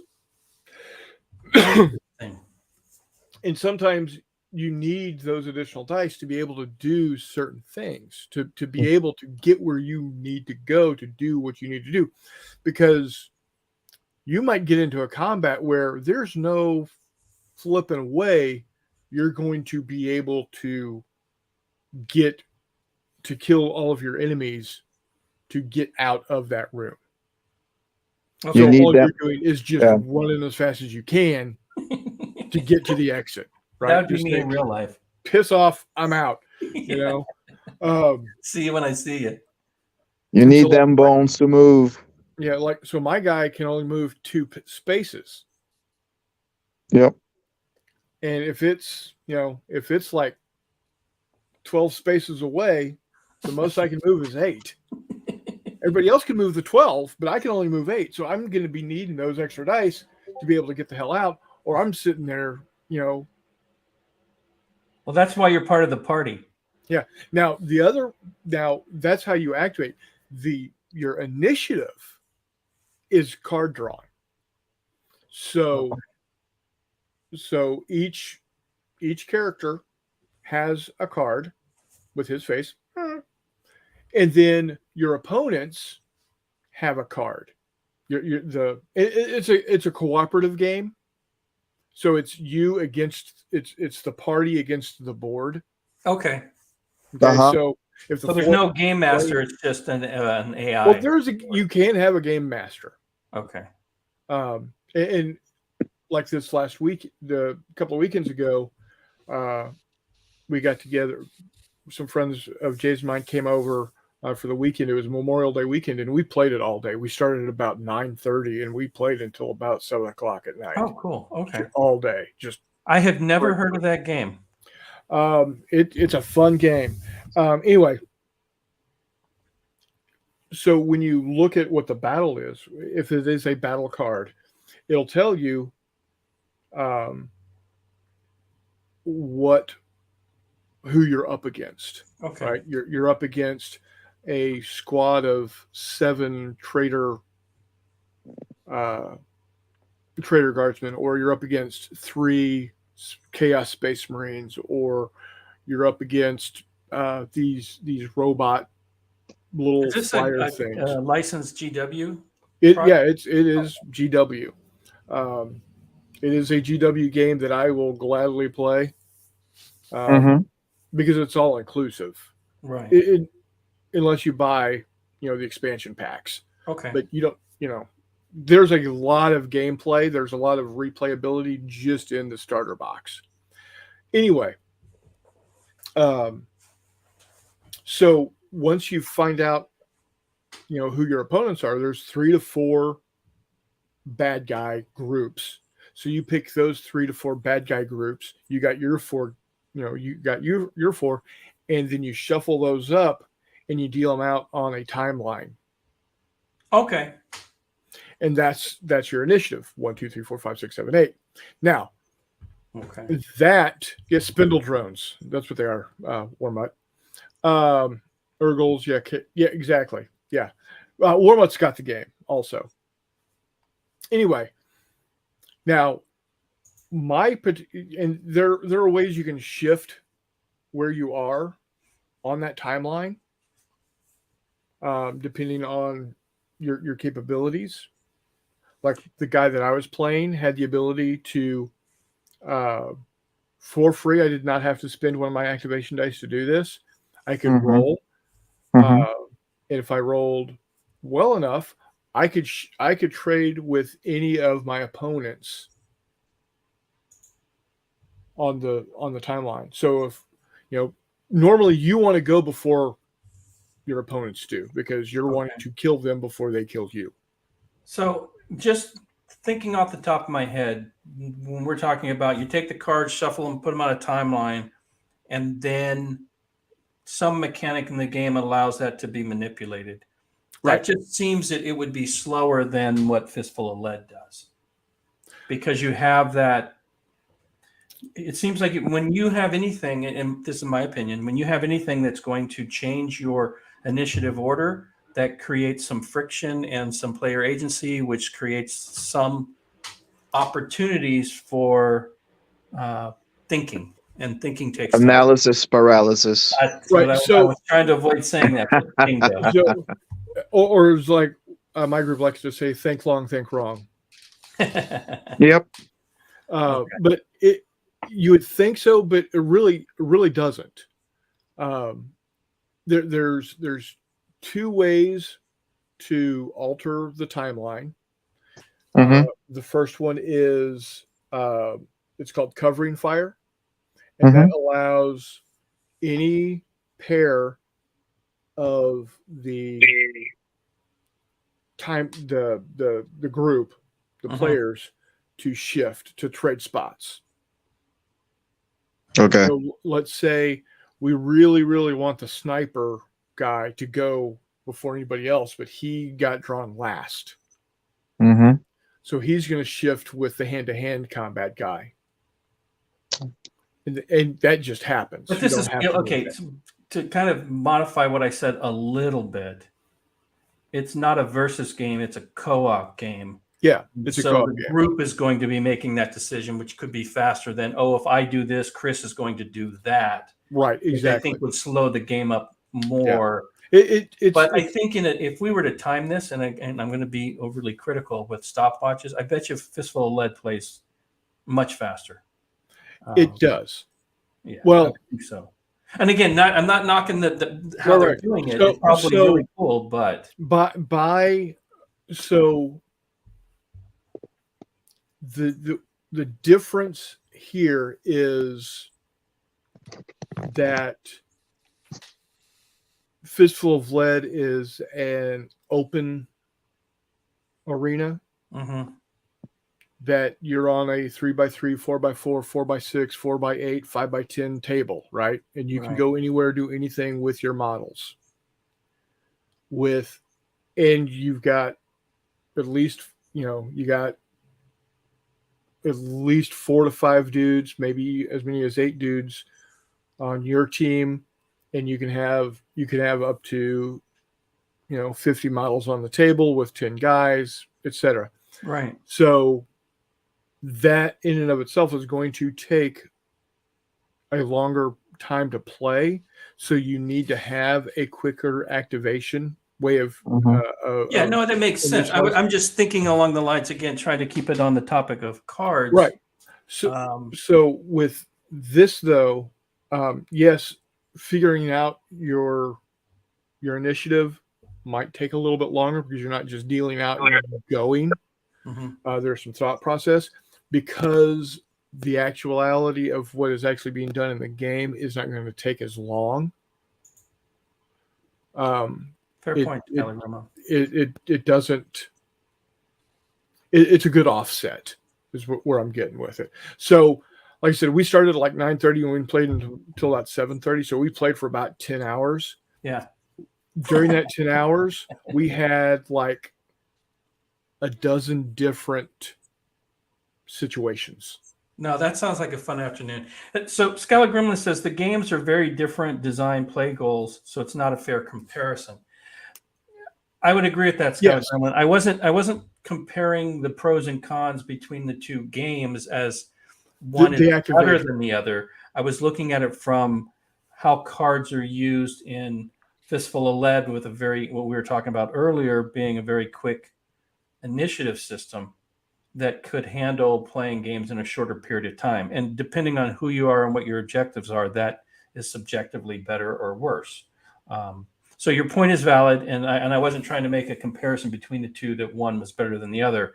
It was one was quicker than the other. And then again, of course, he also makes the point that may vary. Yeah, he also made the point that once you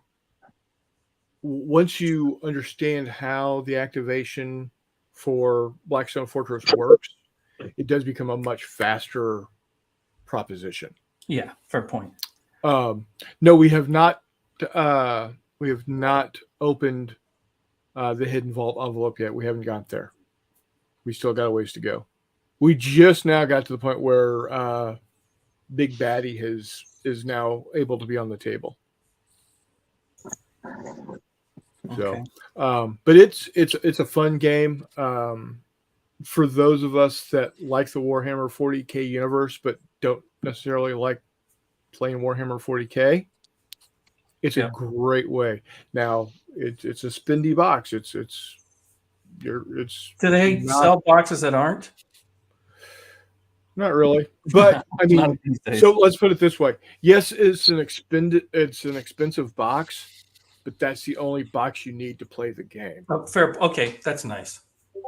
It's all not an contained. expensive box that you have to buy 37 other expensive. It's not a boxes. starter kit that you get 2 factions or 2. Okay. Right. It's enough. everything you need to play the game is in that box.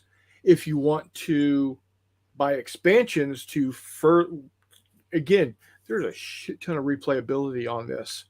And like Wormuts asked, is if we open the hidden envelope yet.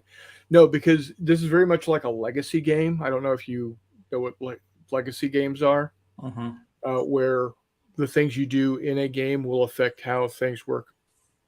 So yeah, there's a lot of replayability because you get to play multiple times in the same, aspect, but it does further along a storyline. And then once you're done with that storyline, of course, you're going to want to continue to play. So that's why you have the expansion boxes. Right. So you don't have to get a expansion box until you've completed the first box.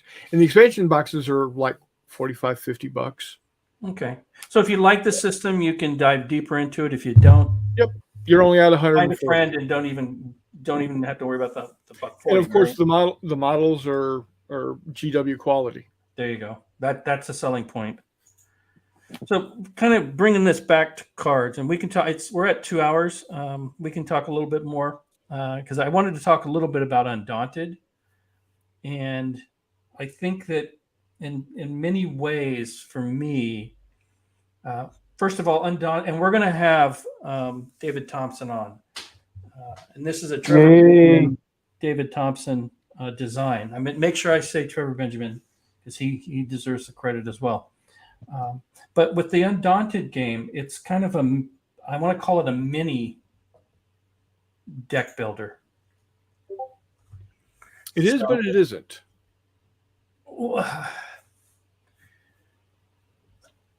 I'll let you explain that in a second because I think that it is, but I want to hear your thoughts on it. And what I like about it is it kind of ties the board game community into the war game community in that now, I don't know if many of you realize this, and I was this many days old when I started playing that game that it dawned on me, but they basically have square tiles that you adjust, and it functionally is a hex grid. It's hidden and it's camouflaged, and you think you're playing with squares, but I was like, the moment I realized, my brain just went, oh my God, that's a hex grid. And it's 6 edges, right? 6 edges. Yeah. To me, that was ingenious because it's like, we're not going to cut out fancy. Now, and the reason I bring this up is as a small designer that might want to self-publish, getting hex counters or tiles printed are much more costly. And we were talking about components earlier, much more costly than square ones. But all you do is you just see, and there you go. You've got your hex grid at the price of square tiles.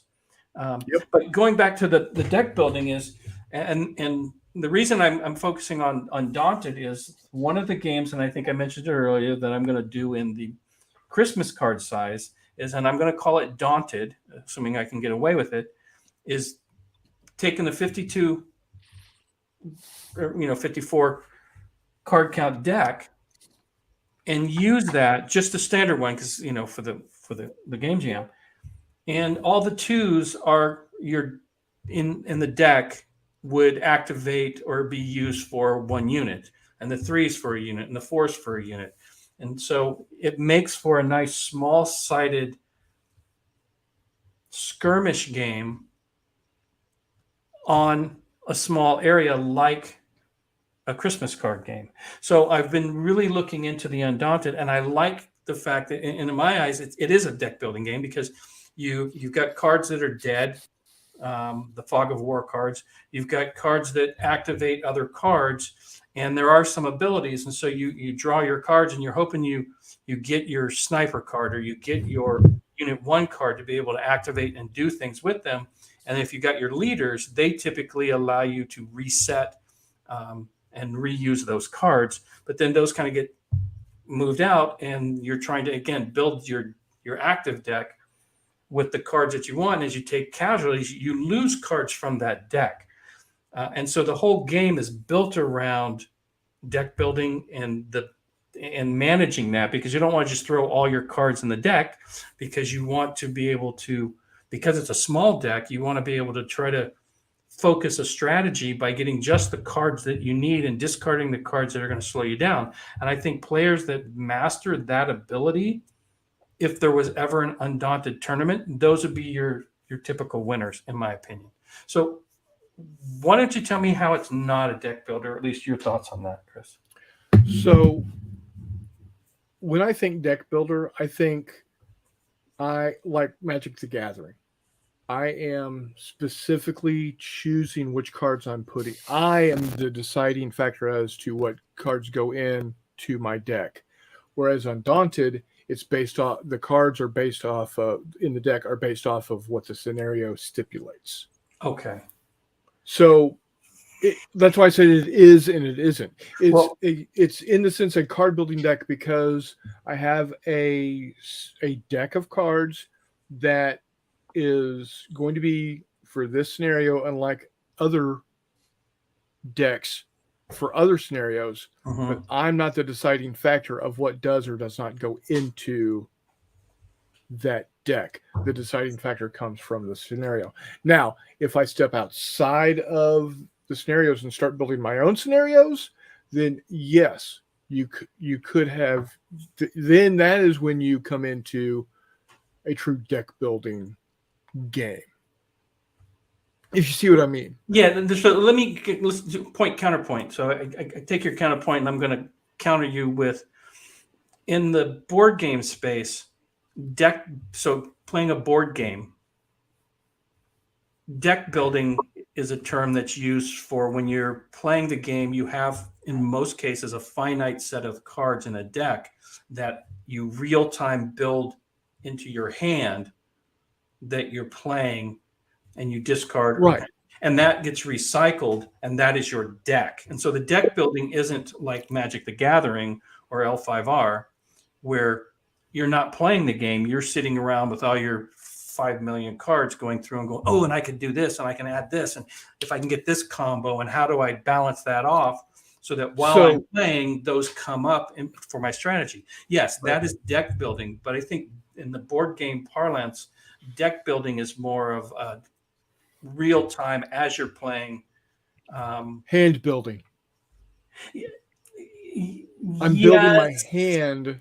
But you have a deck that you then get your hand, not to get too fine a point on it, but it's not like every card in your mini deck, let's call it, is in your hand.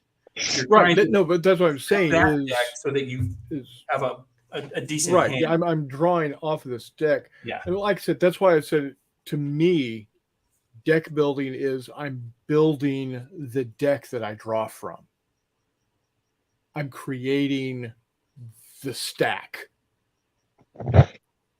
To me, what games like Undaunted and these other, like there's a superhero game out there, etc.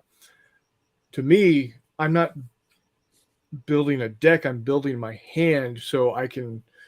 So I've got my deck here, I've got my hand, and I'm wanting to get I want to get that sniper card pulled. I want to get that flamethrower card pulled, and hold it and not play it until I'm ready to make that combo. So yes, I see where. Okay, again, just to clarify, and not to be combative, and I apologize if I'm coming across that way. No. In Undaunted, you have a deck that you build a deck, and that's the deck you build your hand with. So the deck building is actually building that intermediary deck. And at the end of your turn, you discard all your cards. And then you start that sequence again. Right. So I've played the game. Okay. I've played the game. Again, it's because in my mindset, I go back to Magic the Gathering. I go back to Star Wars, Decipher Star Wars or Decipher Star Trek, customized card games, where I am creating. So to me, Star Wars Armada or Star Wars Legion or Star Wars X-Wing miniatures game is more of a deck building game than Undaunted is, because I'm creating my deck of cards Yeah. that I am then pulling from. Whereas in Undaunted, that deck that builds my deck, that builds my hand, is predetermined. So to me, that in my mind, I'm not thinking that it's a deck building game. I see what Okay. you're saying. I see what you're saying, where the big deck is my draw pile to make my play deck. We're kind of getting into semantics, because if I was to say Magic the Gathering in Undaunted, that deck that I use to build the deck in gameplay is my collection of cards that don't come into the table that I use to build my deck off game that I bring in. So they're very, very similar in that sense, but I get your point. And yeah, And that's and the only if reason why we I don't said agree, it we is- can just we can do 60 paces and just shoot yeah, it no, but I understand. like real gamers would do. Yeah, so if you're able to get a good shot at 60 paces more. Oh no, I power to say you. 60, but I'm turning around at about 4 and shooting you in the back. Well, No, but I understand where Chris coming from with this, because I also, whenever I hear deck building, because of my years of Magic the Gathering, that's the first thing that pops in my head. I know what deck building is nowadays, because the term have, I guess, evolved. I feel like the deck building of nowadays should be called something else. And what Chris is talking about is essentially deck building, because you create a deck before the game even starts, right? You have Sergeant McCoy and Sergeant Rook on your team. No, but I don't want Sergeant McCoy. I want Sergeant Penelope on my team, right? I chose that before the game even started. Those are my choices, right? Yeah. Because I almost feel like the deck building, that it's called deck building now, the term deck building, right, from nowadays, is almost like I don't even know what to call it, to tell you the truth, because it's something else. Because I know exactly what Chris is saying. It's Assembling a deck. Deck assembly. Yeah. Deck Yeah. building. No, I get it. Again, it's a little bit of semantics, but hey, we can have fun with it. It is. No one's going to get hurt. It is. And it's so funny because now I know, like, we all know what Magic the Gathering was and became, and now. But when it first came out, especially where I was from, there weren't that many hobby places. Like, I didn't know what a war game was. This is like early 90s. So, a war game for me at that time, Risk. Yeah. Because it was just mass marketing games that were available to me. And then something like Magic the Gathering came out. It kind of blew my mind because it was cheap. If you just wanted to get a deck at the time, to get a couple decks, play with your brother, play with your friends, you could carry it in your back pocket. It's so funny because I'm always thinking in my, like, even from a young age, of simplified games, like just a deck of cards we could play at a bench outside of school, so easy, And a lunch bag. Yeah, you know what I mean? So, and it's funny too, because now let's bring Magic the Gathering for nowadays, right? The same game system. Let's lose the fantasy theme from it. Okay? Use the same mechanics here. Come with me. And let's retheme it as World War II games, right? Okay. So mana in a game, the resource of the game is mana, yeah? For Magic the Gathering. That's how you activate cards, right? Yeah. Let's pretend that mana now is called supplies, right? And let's call it that, I don't know, the black what is it called? The Notice. no, because they had black, white, blue, right? Oh, The The colors name of of the the resource. colors of Yes. magic, Yeah. the right? different Let's say lands. that the colors of magic are actually nations now, right? So let's call it blue is United States, black is, the Germans, Have you heard of L5R? And then all the other cards are simply rifles, magic cards become rifles, spells become events, you know. And then we date it. Let's call it, Normandy, World War II Normandy card game. The same game mechanics. Would that work for nowadays? Absolutely. I was half kidding. I would say yes. I played Magic for a while until I played L5R, and then I stopped playing Magic and I played L5R. Partially because at the time Magic was, I have a red-green deck, where in Yep. L5R I've got a unicorn deck. There was a living story that Mm-hmm. they would build the story as you were playing tournaments and whatnot. And you've got 4 provinces, and the lion has a play style. The unicorn has a play style. The crane has a play style, and you win through combat or through duels or through honor. And that, to me, very much is a card game. And you could take those types of mechanics and maybe the crab or the Shadowlands or the Russians, and you figure out who's who. But I think you could do that, especially in World War I, World War II, Napoleonics, where you have Exactly. different factions that Yep. allow you to create the different unit types, and there's so much flavor there Yep. that you could easily build. And it doesn't need to be collectible. You could build a card game that's individual factions have unique decks Absolutely. that you play, and you don't need, and it's all cards, right? Because you don't need to have a game board to do that. If Yep. there may be some that already exist that I'm unaware of, and if there are, in the chat, if somebody knows, let me know. There's been attempts out there. They've just never, for whatever reason, I don't know if it's never taken off because the company that came up with it went under. Because let's be honest, these aren't cheap to print. And when you're literally talking about needing hundreds of cards for each faction to be able to build your decks with, if you go too strong too fast, and you don't sell enough of your product, you run out of money real fast. And I think that's one of the reasons.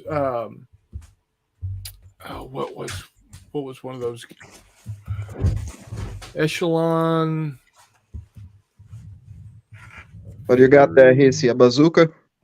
I'll show you in a second. This is a gaming treasure trove for me.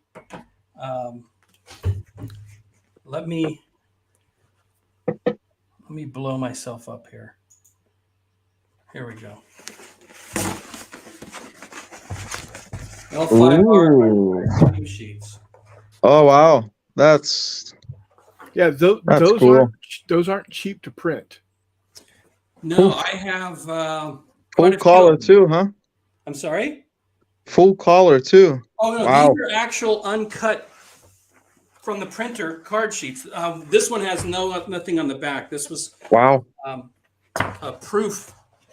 And these are from the 2nd or 3rd expansion. I didn't get any of the original, but I got to know the people at AEG when the game came out because I played a lot. I got the local game store to buy it, and it became a hub for L5R in the Bay Area, at least in the East Bay. And I played this game like crazy. And like I said, this is kind of my little game treasure. So just a mini flex. Maybe you see why I like cards a lot, because I just love card games.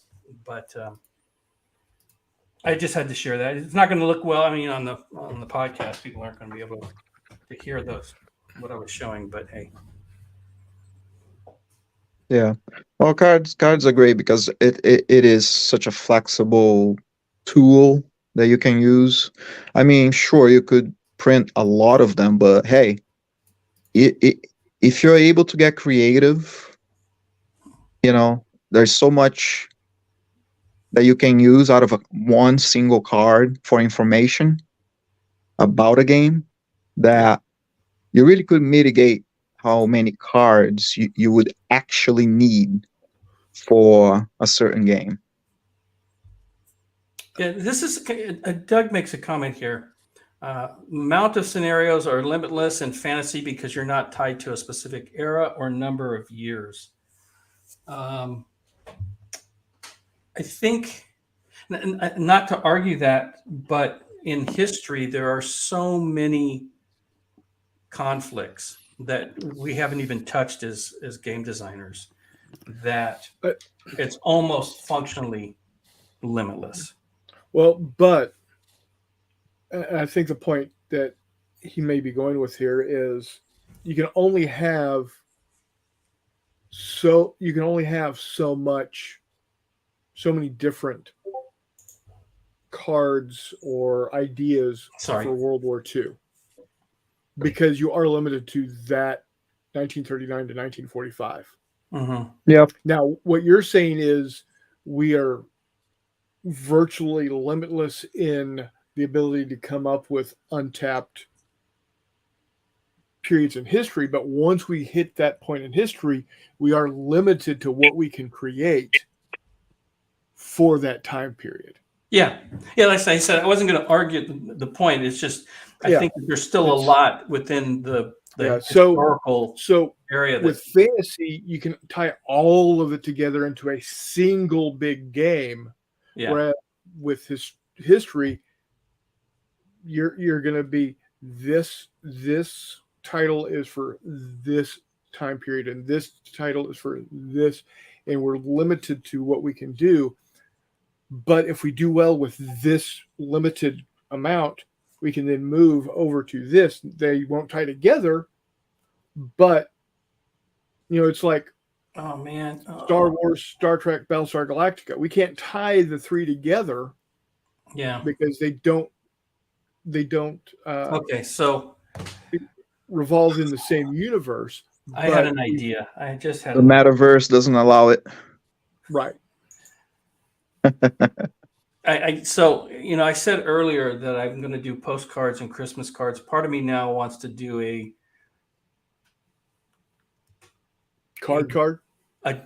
game jam that you have to build a war game using 30, 40 cards. Yeah. Okay. Oh boy. Oh boy. We'll have more time than a single weekend. 2024. There's 2025. Well, maybe I have a rolling theme, and we keep the postcards. And 1 year it's Christmas cards, and next year it's playing cards. Cards. Yeah. Card cards. I'll open it up to that. Oh, here we go. Okay, now that would be kind of cool, but that kind of brings in the fantasy element, doesn't it? So you're kind of mixing history and fantasy. But also those limitations are good as well, because then it's through the struggle that new things can pop up too. Like I understand, this might be limited because, World War II, 39 to 45, sure. But there are so many different perspectives of the same events as well that the array of, views can change a particular game. Like, for example, Battle of the Bulge, right? There are different angles in that battle that designers could pursue that might not be explored yet because it's too, maybe, we don't look at those angles. Maybe we're just focusing on either the allies or just the Axis, Mm-hmm. Well, I think David Thompson's doing a good job of breaking out some of his games in not the Undaunted series. Oh my God, no, I forgot his other series where I forgot to. Castle Eater, Lanzerath Ridge. Yeah, where Yeah. it's like one against. I forgot Defiant, to. I'm sorry. What is it called, Ryszard? Defiant something, I think. I believe so. I think you're right. Yeah, we'll I believe we'll have so. him on, and when he comes on, we can ask him. But Yeah, we need to ask him a lot of questions. yeah, that's going to be a 6-hour show. I'll warn him. Actually, you know Let's what, do it. guys? We're closing in on 2.5 hours. Oh, I know. I think the topic of cards and card games, we've only scratched the surface. I'll bring this up again.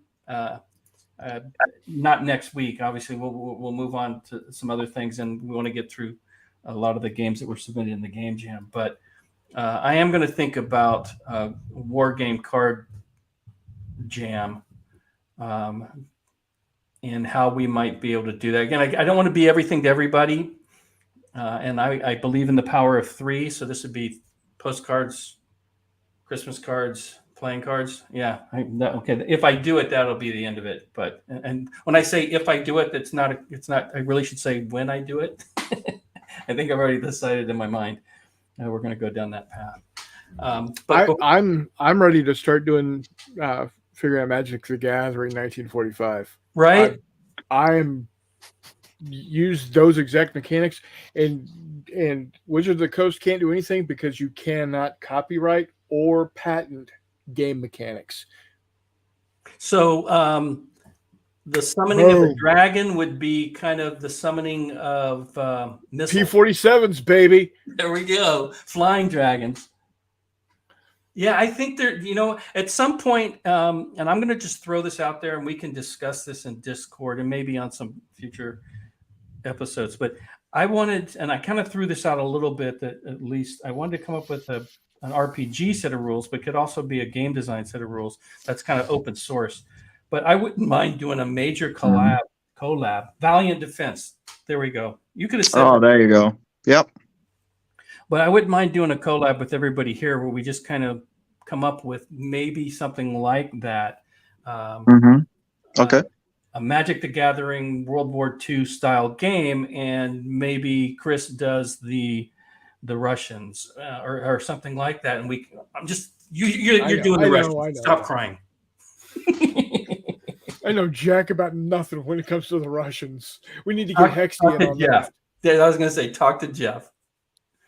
But yeah, I'll open a thread on Discord and we can discuss that. But before I close up the shop today, go ahead, Chris.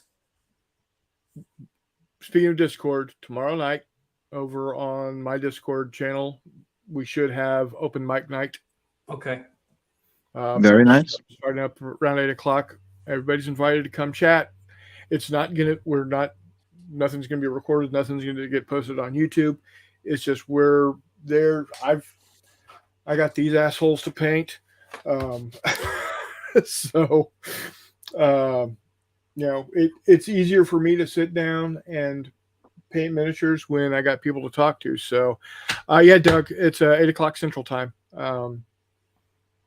So just hop on into the voice channel. I should be there by about 8:00.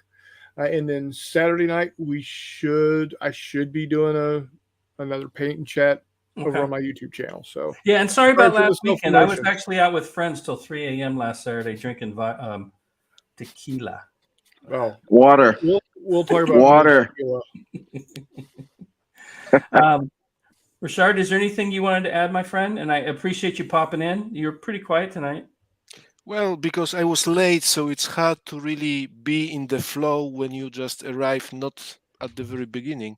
Wow. And just one thing that I'm curious is that I was under the impression that you dislike the card counting, but you were doing fine with Undaunted, deck mechanics.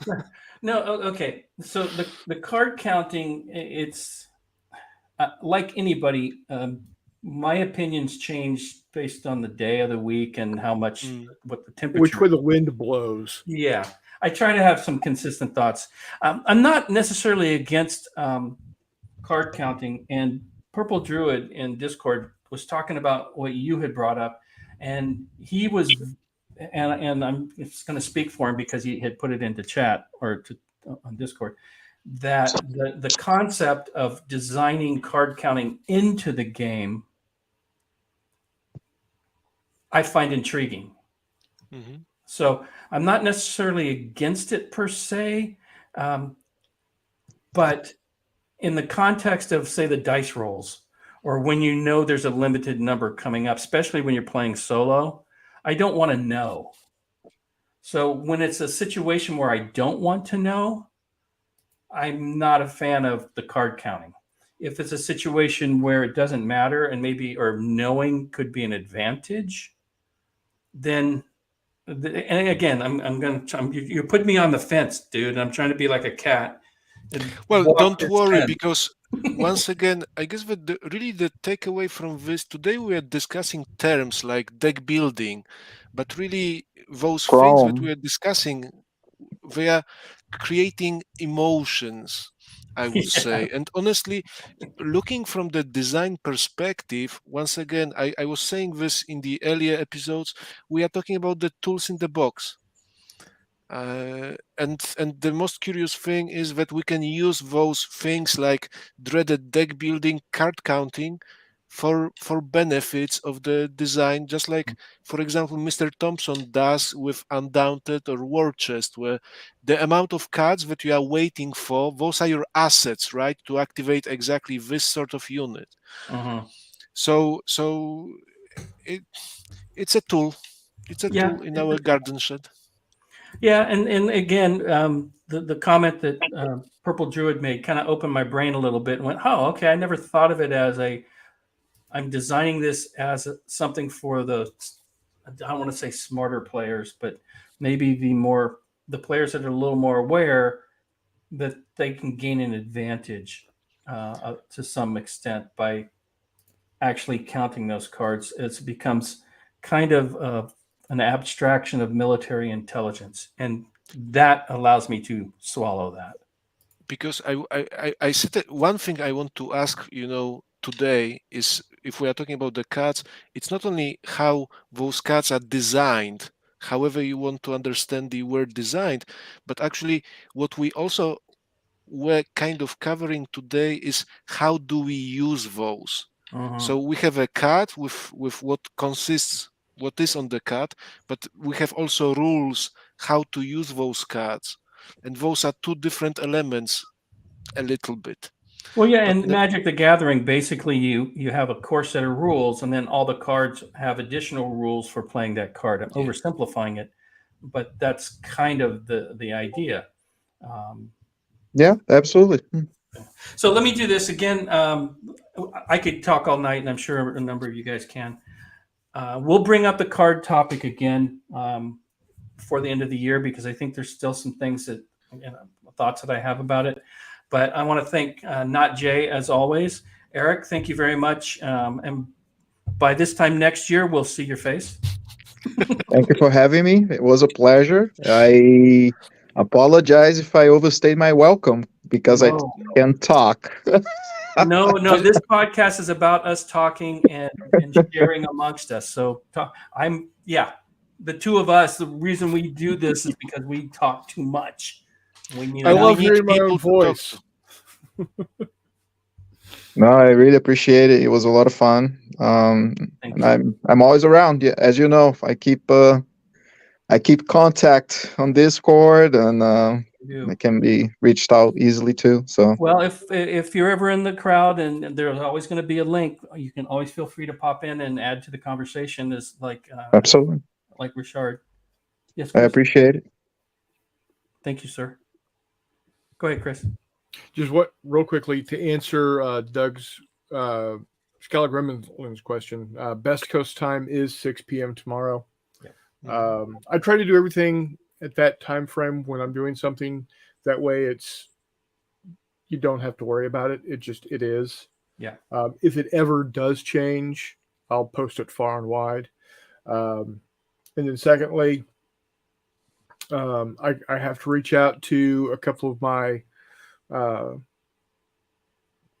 friends that don't come on to these shows to see if they want to play What a Tinker on July the 3rd. After I get their yays or nays, then I'll open it up to everybody else. But Erich, you said you wanted Awesome. to play, so yeah, we'll do it. I'm in. And if y'all don't mind, I'm gonna have it on my channel. It'll be a live play on my channel. Cool. So Awesome. Nice. Awesome. Alrighty, guys. With that, again, I want to thank Ryszard, NotJay, and Erich this week. Next week is Vigilant. I don't know why I struggled with his name. He's going to be on now. He's in New Zealand, so we're going to have him and have our first across the pond Awesome. guest, and he's going to talk about his games, and we'll dig into all the same kind of stuff. Rob, there we go. Thank you, Rob. we'll be time traveling. So we get to meet Rob next week. So I'm looking forward to that. And until then, guys, I'll see you later. All right. Ciao. Bye.